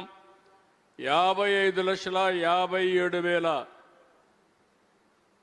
మెట్రిక్ టన్నులు ధాన్యం కొనుగోలు చేశాం. Market intervention, cocoa, tobacco, mango వీటికన్నిటి తీసుకొచ్చాం. మీరు చూస్తే 8,50,000 మంది రైతులకి 13,584 కోట్ల రూపాయలు ధాన్యం కొనుగోలుకి డబ్బులు ఇచ్చాం. డైరీ ఫార్మర్స్కి గోకుల్ కింద 2 లక్షల రూపాయలు సబ్సిడీ ఇస్తున్నాం. ఇంకో పక్క అందరి నీవా నేను చెప్పాను. ఇంకో పక్క ఫుడ్ ప్రాసెసింగ్ పాలసీ 24-29 తీసుకొచ్చాం. రాయలసీమని హార్టికల్చర్ హబ్గా, కోస్టల్ ఆంధ్రాని అక్వాకల్చర్ హబ్గా తయారు చేయడానికి ముందుకు పోతున్నాం. ఇక్కడ మీరు చూస్తే 23-24 143 లక్షల మెట్రిక్ టన్నులు ఆహార ధాన్యాలు ఉత్పత్తి చేస్తే ఒక సంవత్సరంలో 159 లక్షలకు చేరాం. ఇంకో పక్క ఇన్ఫ్లేషన్ కూడా ఆల్ ఇండియా లెవెల్లో 23-24 5.4 ఉంటే ఇక్కడ ఆంధ్రప్రదేశ్ 4.63 ఉంది. ఈసారి ఆల్ ఇండియా లెవెల్లో 5.54 ఉంటే మంది మాత్రం 4.4 ఉంది. అంటే మనం ఇన్ఫ్లేషన్ కూడా ఎప్పటికప్పుడు మానిటర్ చేస్తూ ప్రజలపైన ధరల భారం పడకుండా మానిటర్ చేస్తున్నాం. ఇది సమర్థవంతంగా పనిచేసిన అధికార యంత్రాంగాన్ని అభినందిస్తున్నానని చెప్పి కూడా నేను మీకు తెలియజేస్తున్నా. నెక్స్ట్, ఇంకో పక్కన ఇప్పుడే హ్యూమన్ రిసోర్స్ డెవలప్మెంట్ చెప్పాం. KG to PG syllabus review చేశారు. జియో నెంబర్ 117ని రద్దు చేశాం. మెగా డిఎస్సి పిలిచాం. తల్లికి వందనం ఇచ్చాం. షైనింగ్ స్టార్స్ ప్రోగ్రాం కింద 10th క్లాస్ స్టూడెంట్స్కి అందరికీ అవార్డ్స్ ఇవ్వడం, వాళ్ళని సన్మానించారు. మెగా పేరెంట్స్ టీచర్స్ మీట్ కూడా పెట్టారు. ఫస్ట్ టైం చరిత్రలో అన్ని గ్రామాల్లో గ్రామ సభలో ఒకరోజు పెట్టిన ఘనత డిప్యూటీ సీఎం పవన్ కళ్యాణ్ గారిది. ఒకే రోజు పెట్టారు. అదే మాదిరిగా హ్యూమన్ రిసోర్స్ మినిస్టర్ అయితే ఒకే రోజు మెగా పేరెంట్స్ టీచర్స్ మీటింగ్ కూడా పెట్టి విద్యకు ప్రోత్సాహం ఇచ్చారు. ఇంకో పక్కన పబ్లిక్ హెల్త్ మీరు చూస్తే ఎక్కువ శ్రద్ధ పెట్టాం. ఈరోజు centre of excellence for health innovation and diagnostic centres పెట్టాం. ఇంకో పక్కన బిల్ గేట్స్ మెలిండా ఫౌండేషన్ మన రాష్ట్రంలో డిజిటల్ రికార్డ్స్ నుంచి గ్లోబల్ నాలెడ్జ్ని అదే మరి గ్లోబల్ టెక్నాలజీ తీసుకురావడానికి ముందుకొచ్చారు. ఇప్పుడు కుప్పం ఒక ప్రూఫ్ ఆఫ్ కాన్సెప్ట్ చేశాం. చిత్తూరు జిల్లా 6 నెలల్లో కంప్లీట్ చేస్తాం. 2 సంవత్సరాల్లో ఆంధ్రప్రదేశ్ హెల్త్ సెక్టర్లో పెను మార్పులు తీసుకొచ్చి ఎక్కడికక్కడ డిజిటల్ రికార్డ్స్ క్రియేట్ చేసి ప్రివెంటివ్ హెల్త్, అదే మరి రియల్ టైం మానిటరింగ్, క్యూరేటివ్ కూడా ముందుకు పోతున్నాం. ప్రివెంటివ్ హెల్త్లో అయితే యోగా ఒక గేమ్ చేంజర్గా తయారవుతుంది. నేను ఆ విషయం కూడా మీతో మాట్లాడతాను. ఇంకో పక్క అమరావతిలో mega global medical city establish చేస్తున్నాం. విశాఖపట్నాన్ని కూడా సేమ్ ఒక గ్లోబల్ సిటీ మెడికల్ కోసం ఎస్టాబ్లిష్ చేస్తాం. నెక్స్ట్, ప్రతి ఒక్క నియోజకవర్గంలో ఎమ్మెల్యేలు ఉన్నారు. పెద్ద పెద్ద హాస్పిటల్స్ లేని నియోజకవర్గాల్లో, అన్ని నియోజకవర్గాల్లో కనీసం 100 పడకల ఆసుపత్రులు కూడా ప్రోత్సహిస్తాం. ఇది పీపీపీ మోడల్లో తీసుకొస్తామని కూడా మీకు హామీ ఇస్తున్నా. మీరు కూడా చొరవ తీసుకోవాల్సిన అవసరం, బాధ్యత మీ మీద ఉంది. వెల్ఫేర్ ప్రోగ్రామ్ చెప్పాను. ఎన్టీఆర్ భరోసా ఇచ్చాం, దీపం ఇచ్చాం, మత్స్యకారుల భరోసా ఇచ్చాం. ఇంకో పక్క చెత్త మీద పన్ను రద్దు చేశాం, తల్లికి వందనం ఇచ్చాం, అన్నదాత సుఖీభవ సెంటర్తో సమానంగా ఇస్తాం, free bus to women August 15 ఇస్తాం. ఆ రోజే ఆటో డ్రైవర్స్ కూడా ఇవ్వాల్సిన డబ్బులు ఇచ్చి, ఒక పక్కన మనం అనుకున్న ప్రకారం ఆడబిడ్డలకు ఉచిత బస్సు సౌకర్యం కల్పిస్తూనే ఆటో డ్రైవర్స్ కూడా ఆదుకోవడానికి ఒక కార్యక్రమం ఇస్తామని చెప్పి కూడా తెలియజేస్తున్నా. నెక్స్ట్, ఇది వచ్చినప్పుడు ఒక పక్క సంక్షేమ కార్యక్రమాలు ఎక్కడ కూడా ఇబ్బంది కలిగించాం. అయితే సంపద సృష్టించడం, అభివృద్ధి చేయడం, వచ్చిన సంపదలో సంక్షేమానికి ఖర్చు పెడుతూనే ఇంకొక పక్క అభివృద్ధి కూడా ప్యారల్గా తీసుకెళ్తాం. ఏ ఆర్థిక వ్యవస్థ అయినా సరే మనం అందరం ఒక విషయం ఏంటో వాళ్ళందరూ గుర్తుపెట్టుకోవాలి. ఆర్థిక సంస్కరణలు వచ్చిన తర్వాతనే సంపద సృష్టించబడతా ఉంది. 1991లో ఆర్థిక సంస్కరణలు వచ్చాయి. అంత మునుపు ప్రపంచం అంతా మనల్ని చాలా చులకనగా చూసేవాళ్ళు. హిందూ గ్రోత్ రేటుని ఎగతాళి చేసేవాళ్ళు. అప్పుడు 2%, 3% ఉండేది. ఈరోజు ఆర్థిక సంస్కరణలు వచ్చిన తర్వాత సంపద సృష్టించడం అనేది సర్వసాధారణమైపోయింది. ఈరోజు మీరు చూస్తే దేశంలో, ప్రపంచంలోనే గ్రోత్ రేటు మెరుగ్గా ఉండే ఏకైక దేశం భారతదేశం. అందుకనే ఇక్కడ మనం ఆలోచించేది, ఒక పక్కన ఇంకొక విషయం కూడా మీరు గుర్తుపెట్టుకోవాలి. సంక్షేమ కార్యక్రమాలు ఇస్తున్నాం, కానీ కొంతవరకే ఇవ్వగలుగుతున్నాం. ఇంకో పక్క ఆర్థిక సంస్కరణలు వచ్చిన తర్వాత P3 వచ్చింది, పబ్లిక్ ప్రైవేట్ పార్ట్నర్షిప్. ఈరోజు ఒక ఎయిర్పోర్ట్ ఉంది, ఒక రోడ్డు ఉంది, ఒక టెలికాం ఉంది, ఒక పవర్ స్టేషన్లు ఉన్నాయి. ఇవన్నీ కూడా ప్రైవేటు వ్యక్తులు చేసి యూజర్ ఛార్జెస్ కలెక్ట్ చేసుకుని తద్వారా మెరుగైన సేవలు అందించడమే కాకుండా వారు కూడా బాగుపడ్డారు. దీనివల్ల మొత్తం సంపద కొంతమందికే పరిమితం అయ్యే పరిస్థితికి వచ్చింది. నేను కూడా ఒక ఎకనామిక్ స్టూడెంట్ని. ఆ రోజు ఆర్థిక సంస్కరణలు చేసినప్పుడు 2nd జనరేషన్ రిఫార్మ్స్ నేనే పుష్ చేశాను. ఆ రోజు నేను ఆలోచించింది, సంపద వస్తే పేదరికం పోతుంది, ట్రికిల్ డౌన్ ఎఫెక్ట్ వస్తుంది అనుకున్నాం. కానీ అది అనుకున్న సులభంగా రావడం లేదు. ఆర్థిక అసమానతలు పెరుగుతున్నాయి. డబ్బులుండేవాళ్ళు బాగా డబ్బులు సంపాదించగలుగుతున్నారు, డబ్బులు లేనివాడు నిరుపేదగా ఉన్నాడు. జీవన ప్రమాణాలు కూడా సరిగా లేని పరిస్థితి. ఒక పక్క బిలినియర్స్, ఇంకొక పక్క 100 రూపాయల ఆదాయం రాని సమాజం. ఈ ఆర్థిక అసమానతల్ని బ్రిడ్జ్ చేయడం కోసమే ఈరోజు మనం తీసుకొచ్చిన విధానం P4 అని తీసుకొచ్చాం. ఇది పబ్లిక్ ప్రైవేట్ పీపుల్స్ పార్ట్నర్షిప్. నేను ఒకటే కోరాను, ఈరోజు సమాజం వల్ల మనందరం ఇక్కడికి వచ్చాం. ఎమ్మెల్యేలైనా, ఎంపీలైనా, ఐఏఎస్ అయినా, ఐపీఎస్ అయినా, ఐఎఫ్ఎస్ అయినా, గ్రూప్ 1 అయినా, మీడియాలో వచ్చినా మనం రావడానికి అవకాశం ఇచ్చింది సమాజం. కొన్ని అవకాశాలు ఉన్నాయి. ట్యాక్స్ పేయర్స్ ట్యాక్సులు కట్టారు, కాలేజీలు పెట్టారు, ఆ కాలేజీలో చదువుకున్నాం, మనం పైకి వచ్చాం. కానీ మనతో పుట్టినవాడు మాత్రం ఇంకా ఊర్లోనే ఉన్నాడు, ఇంకా పేదరికంలోనే ఉన్నాడు. మన బాధ్యత కాదా అని నేను అడుగుతున్నాను. చాలామంది అంటున్నారు ప్రభుత్వమే చేయండి, మాకేం సంబంధం అని. కాదు, సమాజం వల్ల పైకొచ్చిన వారు తిరిగి సమాజానికి ఇవ్వాల్సిన బాధ్యత మన పైన ఉంది. అందుకే మీరు ఒకసారి చూస్తే బిల్ గేట్స్ని చూశాం.